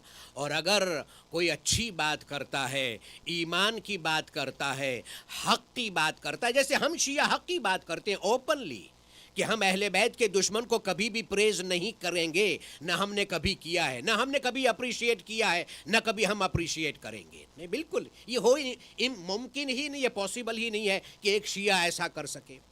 लेकिन अगर कोई ऐसा करता है तो ये ग्रुप जो है, जो अपने को शिया कहता है आखिर ज़मान में, ये ऐसा है कि अगर कोई हक़ की बात करता है, अच्छी बात जो है वो उसकी तरफ बुलाता है, तो ये लोग जो है वो इसे एक्यूज़ करते हैं। और ये मैं इसलिए कह रहा हूँ कि मोमिनीन को, शियाने हैदर कर्रार को, मौला हुसैन अलैहिस्सलातु वस्सलाम के अज़ादारों को ये जो है वो मुतवज्जे रहना चाहिए, इस बात की तरफ तवज्जो देना चाहिए कि ऐसे ग्रुप से ख़ुद भी बचें और अपने बच्चों को भी बचाएं। ऐसे ग्रुप की किसी तरह से मदद नहीं करनी चाहिए, वरना हम भी जो हैं वो बनी उमैया और बनी अब्बास के जो हैं वो एडमायर करने वाले बन जाएंगे अगर हम ऐसे ग्रुप की जो है वो हिमायत करेंगे। बेशुमार बेशुमार। वल मुअमिनु फ़ीहिम मुस्तज़अफ़ वल फ़ासिक़ु फ़ीहिम मुशर्रफ़। इस ग्रुप के नज़दीक मोमिन जो है वो मोमिन बहुत कमज़ोर समझा जाता है। ये अज़ादारान हुसैन को किसी तरह की कोई अहमियत नहीं देते हैं, ये हुसैन पर रोने वालों को किसी तरह से कोई अहमियत नहीं देते हैं। ये वो लोग जो मोमिनीन कातिलान हुसैन को पसंद नहीं करते हैं, कातिलान ज़हरा सलामुल्लाहि अलैहा को पसंद नहीं करते हैं, ये ग्रुप जो है वो उनको किसी तरह से कुछ भी नहीं समझता है और उनको कमज़ोर समझता है। वल फ़ासिक़ु फ़ीहिम मुशर्रफ़। और जो फ़ासिक़ होता है, ओपनली गुनाह करता है, ये उसको जो है वो रिस्पेक्ट करते हैं, उनके नज़दीक जो है वो ऑनरेबल है। अस्सुन्नतु फ़ीहिम बिदअ वल बिदअतु फ़ीहिम सुन्ना। ये वो आखिर ज़मान में ग्रुप है, फसाद फैलाने वाला, डाउट्स जो है वो क्रिएट करने वाला, बनी उमैया और बनी अब्बास को प्रेज़ करने वाला। ये ग्रुप क्या है? नबी की सुन्नत जो है वो इनकी नज़र में बिदअत है, और जिसे नबी ने बिदअत कहा है उसे ये सुन्नत कहते हैं। दुआए नुदबा सुन्नत इमाम है, ये इमाम ने बताई है, ये उसमें डाउट्स क्रिएट करते हैं। दुआए इफ्तिताह जो मोमिनीन पढ़ते हैं उसमें ये डाउट और अपनी बनाई हुई बातें जो हैं वो उसको सुन्नत कहते हैं। ये भी है, बड़ा तमाशा हो रहा है। और कौम जो है वो अपनी जगह पर मुतमईन है कि हम जो है वो अच्छे शिया हैं, अच्छे शिया है। अच्छा शिया वही हो सकता है जो अहले बैत के दुश्मन को हमेशा दुश्मन समझे और दुश्मन कहे। वो शिया हो ही नहीं सकता है। ये कौन सी बात है कि हम हुसैन हुसैन भी करते हैं और उसके बाद में यजीद को एडमायर भी करते हैं? तो इसे शियत नहीं कहते हैं, इसे ईमान नहीं कहते हैं, इसे क्या कहते हैं इस्लाम में? निफाक, हिपोक्रेसी। और जो हिपोक्रेट है उसका बहुत बुरा अंजाम है, दुनिया में भी और आखिरत में भी। सोसाइटी जब देखती रहती है कि ऐसे लोग मिंबर पर बैठकर बनी उमैया को प्रेज करते हैं, बनी अब्बास को प्रेज करते हैं, झूठी बातें बताते हैं कि अहले बैत ने अपने बच्चों का नाम मुआविया रखा, ये झूठी बात है ये। और ये मैं चैलेंज भी कर रहा हूं कि कोई मुझे बताए। ये भी है। और अगर आइम्मा ने अपने बेटों के नाम पर, अपने बेटों के नाम जो हैं वो अबू बकर रखा है या उस्मान रखा है, तो उसके पीछे भी तारीख पढ़नी चाहिए, सिर्फ जो है वो मुंह नहीं खोलना चाहिए। ये तो गुमराही की बात है। अल्लाह का रसूल फरमाता है, जब मिंबर पर बैठकर शियों के दरमियान में ऐसी बातें की जाएंगी और शिया अगर खामोश रहेंगे ऐसे लोगों के खिलाफ, तो अल्लाह नाराज होकर इस कम्युनिटी को खराब लोगों के हाथों छोड़ देगा।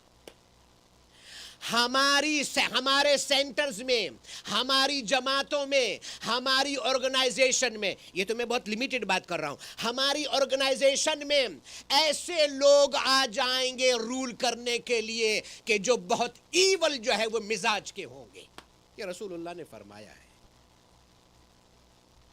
और जब हम सब जो है वो परेशान होने लगेंगे, अरे सोसाइटी में ये हो रहा है, जमात में ये हो रहा है, ऑर्गेनाइजेशन में ये हो रहा है, फाउंडेशन में ये हो रहा है, जहां हमारी गैदरिंग हो रही है वहां पर जो है वो इस्लामिक नहीं है, हम चिल्लाते रहेंगे और खुदा से दुआ भी करेंगे, ए खुदा हमारे बच्चों के ईमान को बचा, अल्लाह दुआ कबूल नहीं करेगा। फिर ये रसूलुल्लाह ने फरमाया है, अच्छे लोग जो होंगे अगर इस माहौल को पैदा होते देख भी रहे हैं और किसी तरह का कोई जो है वो एक्शन नहीं लेते हैं, और जब पानी जो है वो सर से ऊंचा हो जाएगा, टू लेट जब हो जाएगा, तब क्या होगा? अच्छे लोग दुआ भी करेंगे तो खुदा दुआ कबूल नहीं करेगा। हम शिया हमेशा से जो कत्ल होते रहे हैं, रीजन क्या है? रीजन यही है, हमने हमेशा हुसैन को माना है, यजीद को नहीं माना। हमने बनी हाशिम से मोहब्बत की है, बनी उमैया और बनी अब्बास को एडमायर किया ही नहीं है। हम कभी भी जो है वो इसका सौदा नहीं कर सकते हैं। इसीलिए तो, और आज भी देखिए ये मुहर्रम जो है ये सबसे बड़ी निशानी और अलामत है कि शिया हुसैन हुसैन करते हैं, हुसैन पर रोते हैं। ये इस बात की दलील है कि हुसैन को कत्ल करने वाले बनी उमैया थे। बनी उमैया ने हुसैन को कत्ल किया है, इसीलिए तो हम रोते हैं। इसको तो कोई छुपा ही नहीं सकता है। और मैं आपको बताऊं, ये हमारी शिया इतना अशरी कम्युनिटी में ये होने वाला है। ऐसा जमाना आएगा मजलिसों पर खुद शिया पाबंदी लगाएगा, रोक नहीं पाएगा। गमे हुसैन जो है ये ऐसा फ्लो है कि जो रोकने भी जाता है तो वो उसमें डूब जाता है। ये तो है ही। और ये क्यों है? इसलिए कि जनाब ज़ैनब सलामुल्लाहि अलैहा ने यजीद के दरबार में उसको चैलेंज किया था कि तू कुछ नहीं कर सकता है, तुझे जो करना है कर ले, हमारा नाम भी जिंदा रहेगा और हमारा काम भी जिंदा रहेगा।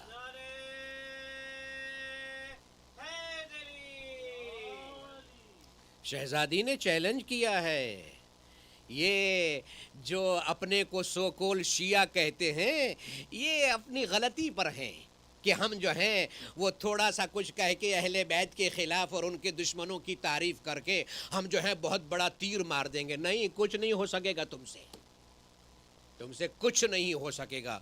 हुसैन उस ताकत का नाम है जिसने अपनी कुर्बानी से यजीद को भी ख़त्म किया है और यजीदियत को भी ख़त्म किया है। हुसैन के सामने कोई आ ही नहीं सकता है, कोई आ नहीं सकता है। ये तो अपने दिल की तहारत की बात है, दिल की पाकीज़गी की बात है कि अगर तौबा कर ले आदमी, तौबा की तौफीक उसी वक्त होती है जब दिल पाकीज़ा होता है। अभी भी सोकोल शियों के पास के जो अहले बैत के ख़िलाफ़ हैं, अहले बैत की तालीमात के ख़िलाफ़ हैं, अहले बैत के दुश्मनों का साथ देते हैं, उनके लिए अभी मौका है। मौला हुसैन के दिन चल रहे हैं, तौबा कर लो, तौबा करो। और तौबा भी करो तो हुर की तरह से तौबा करना, हुर की तरह से। जनाब हुर, आज उनको कहा जाता है हजरत हुर अलैहिस्सलाम। जनाब हुर ने कैसी तौबा की, कैसी तौबा की। मौला का सफर जो है वो कूफे की तरफ रवां था।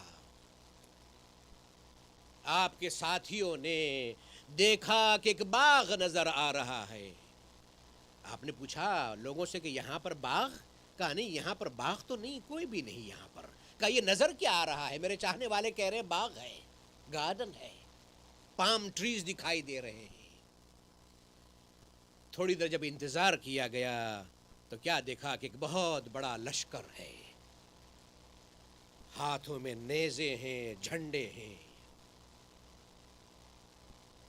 وہ لشکر حسین کے لیے ہر لے کر آئے تھے بائی فورس۔ حسین کو ایسی جگہ لے جاؤ جہاں حسین کے بچے، حسین کے ساتھی اور خود حسین پیاسے تڑپ تڑپ کر مر جائیں،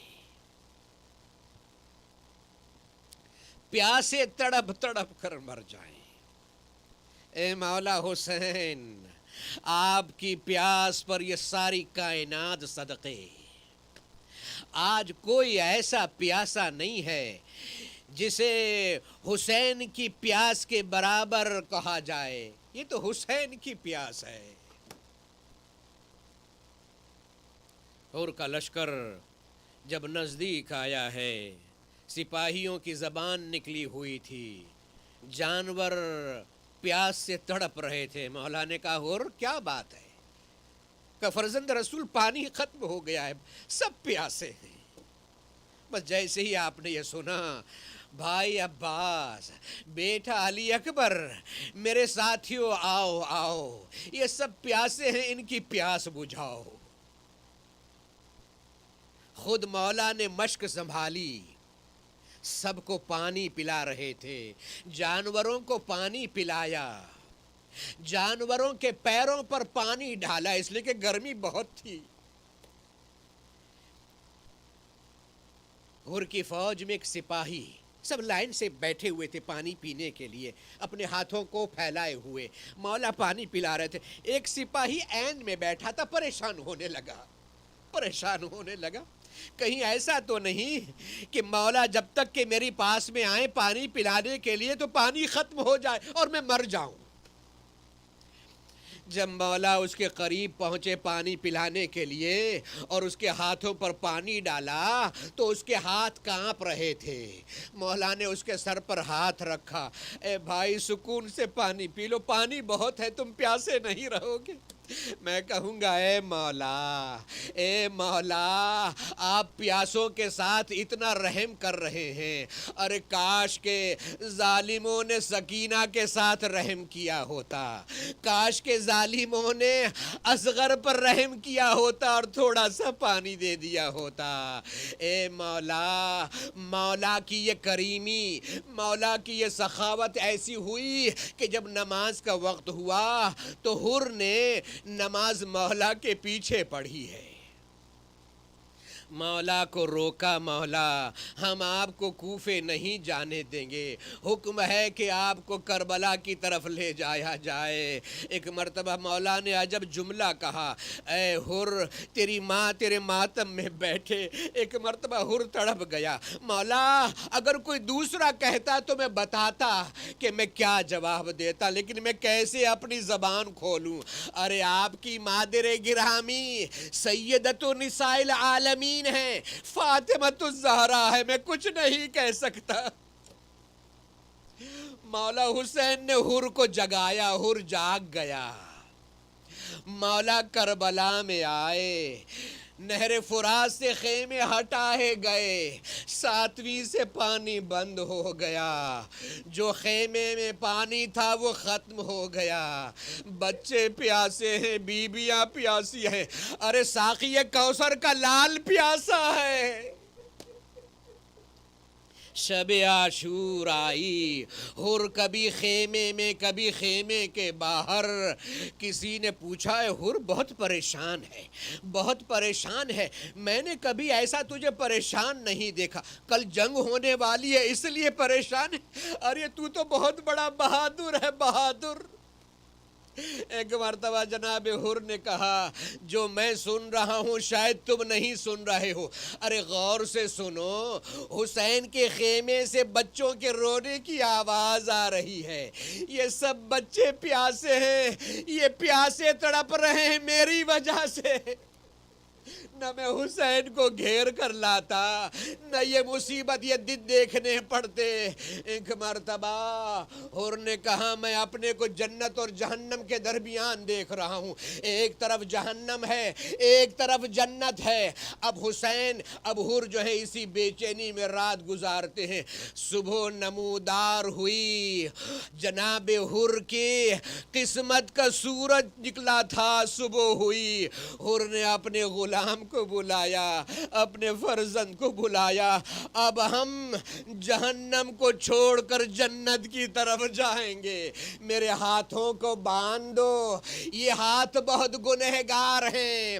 حور کے ہاتھ باندھے گئے، حور کا غلام اور حور کا فرزند، ایک روایت کے مطلب 17 لوگ جناب حور کے ساتھ میں روانہ ہوئے۔ ادھر سے حور چلے، ادھر مولا حسین کو بتایا گیا کوئی آ رہا ہے، چھوٹا سا قافلہ۔ آپ نے فرمایا بھیا عباس، اے بیٹا علی اکبر، اے اونو محمد، جاؤ جاؤ، حور آ رہے ہیں، ہمارا مہمان آ رہا ہے، اسے جا کر ریسیو کرو۔ ایک مرتبہ حور کے فرزند نے کہا بابا، ارے عباس ابن علی آ رہے ہیں، علی اکبر آ رہے ہیں، قاسم آ رہے ہیں، بنی ہاشم آ رہے ہیں ہم سب کو لینے کے لیے۔ ارے بابا غضب ہو گیا، مولا حسین آ رہے ہیں۔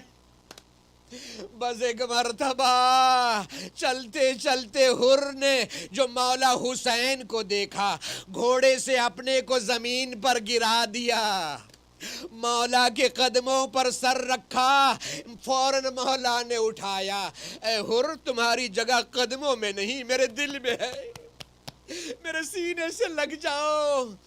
حور کو سینے سے لگایا۔ ایک مرتبہ حور کہتے مولا کیا میری غلطی معاف ہو سکتی ہے، کیا میری توبہ قبول ہو سکتی ہے؟ آپ نے فرمایا تمہاری ماں نے تمہارا نام بہت اچھا رکھا، حور کے معنی ہوتے ہیں آزاد کے، اے حور تم دنیا میں بھی آزاد ہو، آخرت میں جہنم کی آگ سے آزاد ہو۔ یہ کہہ کر مولا رونے لگے۔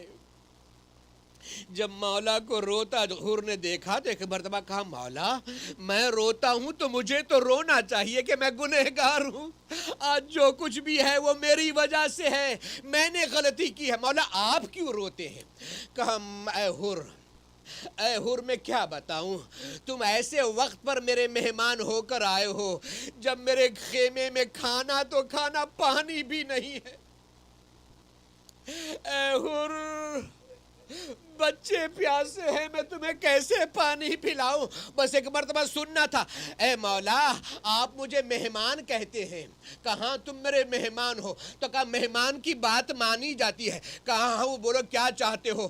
کہا مولا میں چاہتا ہوں اپنے جوان فرزند کا کٹا ہوا سر دیکھوں، اپنے جوان فرزند کو خون میں ڈوبا دیکھوں، میرے فرزند کو میدان کی طرف جانے دیجئے۔ کہا حور تم سے نہیں ہو سکے گا یہ۔ کہا نہیں مولا میں یہی چاہتا ہوں، اپنے جوان فرزند کو میدان کی طرف بھیجا۔ حور کے فرزند جہاد کرتے کرتے جب زخموں سے چور ہوئے آواز دی السلام علیکہ یا ابا عبداللہ، میرا سلام قبول کیجئے۔ حور نے تلوار اٹھائی، مقتل کی طرف بیٹے کی آواز پر جانے لگے، مولا حسین نے پکڑ لیا، اے حور یہ مت کرنا، یہ غضب مت کرنا، میں جاؤں گا تم نہیں جاؤ گے۔ کہا مولا میرا بیٹا بلا رہا ہے، مجھے جانے دیجئے۔ کہا نہیں حور تم اپنے بیٹے کی لاش نہیں دیکھ پاؤ گے، ارے تمہارا بیٹا جوان ہے، تم ضعیف ہو، کیسے اپنے جوان کی لاش کو دیکھو گے؟ ارے حور کے بیٹے کی لاش پر مولا نے حور کو نہیں جانے دیا، خود گئے، اے مولا جب علی اکبر بلائیں گے کون ہوگا جو آپ کی مدد کے لیے جائے گا؟ علی اکبر کے سینے پر برچھی کا پھل، حسین کی ضعیفی، اکبر کی جوانی۔ الا لعنت اللہ علی القوم الظالمین۔ وسيعلم الذين ظلموا أي منقلب ينقلبون. ماتم حسین.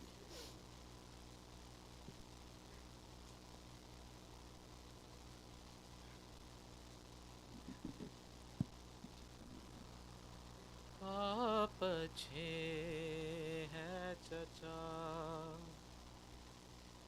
پر یہ زمانہ نہیں اچھا، پیاس اچھی ہے مگر آپ کا جانا نہیں اچھا، پیاس اچھی ہے مگر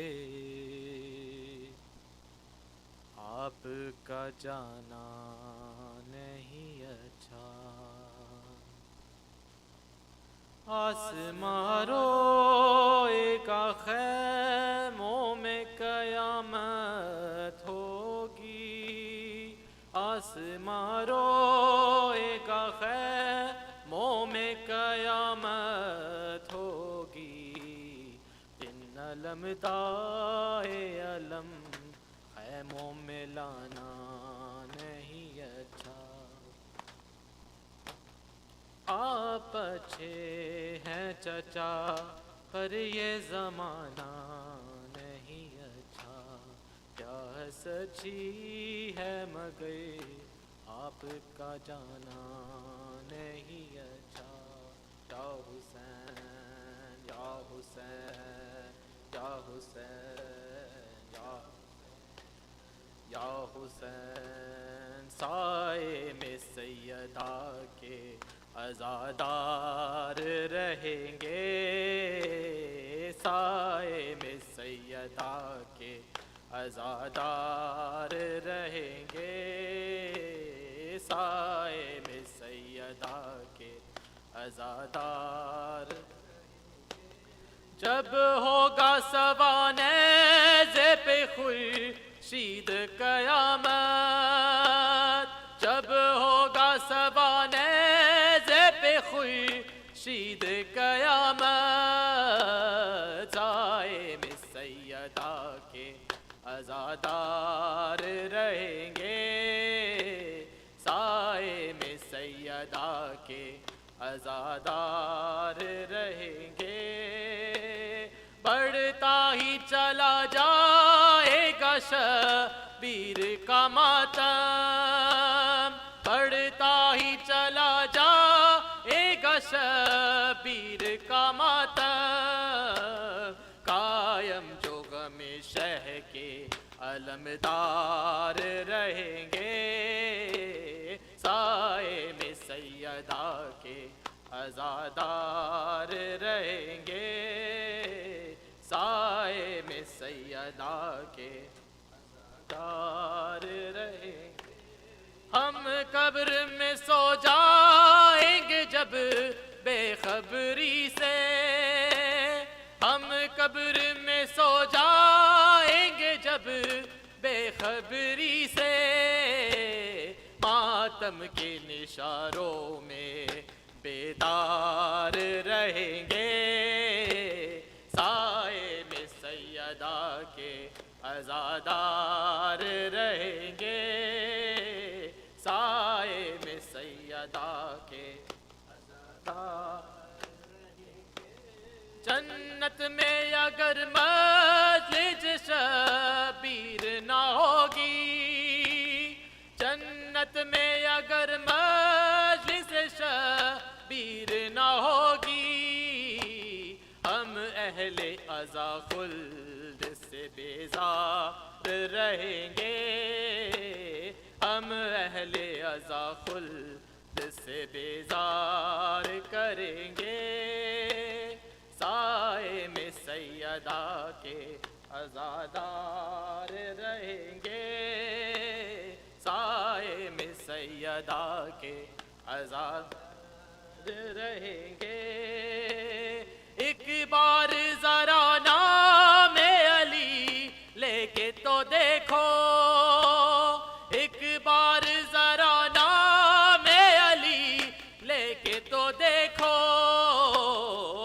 مشکل میں مددگار وہ ہر بار رہیں گے، سائے میں سیدہ کے عزادار رہیں گے، سائے میں سیدہ کے عزادار رہیں گے۔ ایک بار ذرا نام علی لے کے تو دیکھو، ایک بار ذرا نام علی لے کے تو دیکھو، مشکل میں مددگار وہ ہر بار رہیں گے، سائے میں سیدہ کے عزادار رہیں گے، سائے میں سیدہ کے عزادار۔ زینب کا کھلے سر بھر دربار میں جانا، زینب کا کھلے سر بھر دربار میں جانا، سجاد اسی درد سے بیمار رہیں گے، سائے میں سیدہ کے عزادار رہیں گے، سائے میں سیدہ کے عزادار رہیں گے۔ نور نبی دیا اکھیا دا، اے نور نبی دیا اکھیا دا، زہرا دے دل دا چین، یا حسن یا حسین مولا حق امام، یا حسن یا حسین یا حسین یا حسین۔ شبیر کی وہ لاڈلی، شبیر کی وہ لاڈلی، سینے سے جوش آ کے پلی، سینے سے جوش آ کے پلی، جس کی ابارن میں جلی، جس کی ابارن میں جلی، منہ پر تماچوں کے نشان، مولا حق امام، یا حسن یا حسین یا حسین یا حسین یا حسین یا حسین یا حسین۔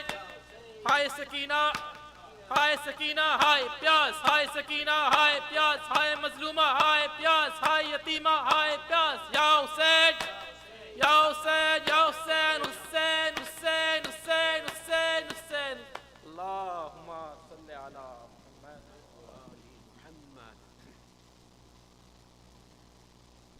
السلام عليك يا مولاي يا رسول الله، السلام عليك يا نبي الله، السلام عليك يا حبيب الله، السلام عليك يا أمير المؤمنين سيد الوصيين، السلام عليك يا فاطمة الزهراء سيدة نساء العالمين، السلام عليك يا حسن المجتبى، السلام على الحسين وعلى علي بن الحسين وعلى أولاد الحسين وعلى أصحاب الحسين وعلى أخيك العباس باب الحوائج وعلى أختك زينب الحوراء أم المصائب جميعا ورحمة الله وبركاته. السلام عليك يا مولاي يا علي بن الحسين ومحمد بن علي وجعفر بن محمد وموسى بن جعفر وعلي بن موسى ومحمد بن علي وعلي بن محمد والحسن بن علي والحجة بن الحسن. السلام عليك يا مولاي يا صاحب العصر والزمان سيدي الأمان الأمان الأمان. السلام عليك يا حجة المنان عجل الله تعالى فرجك وسهل الله تعالى مخرجك وظهورك وجعلنا من أنصارك وأعوانك. السلام عليكم يا أهل بيت النبوة جميعا ورحمة الله وبركاته. اللهم كل وليك الحجة ابن الحسن صلواتك عليه وعلى آبائه في هذه الساعة وفي كل ساعة وليا وحافظا وقائدا وناصرا ودليلا وعينا حتى تسكنه أرضك طوعا وتمتعه فيها طويلا برحمتك يا أرحم الراحمين. اللهم صل على محمد وآله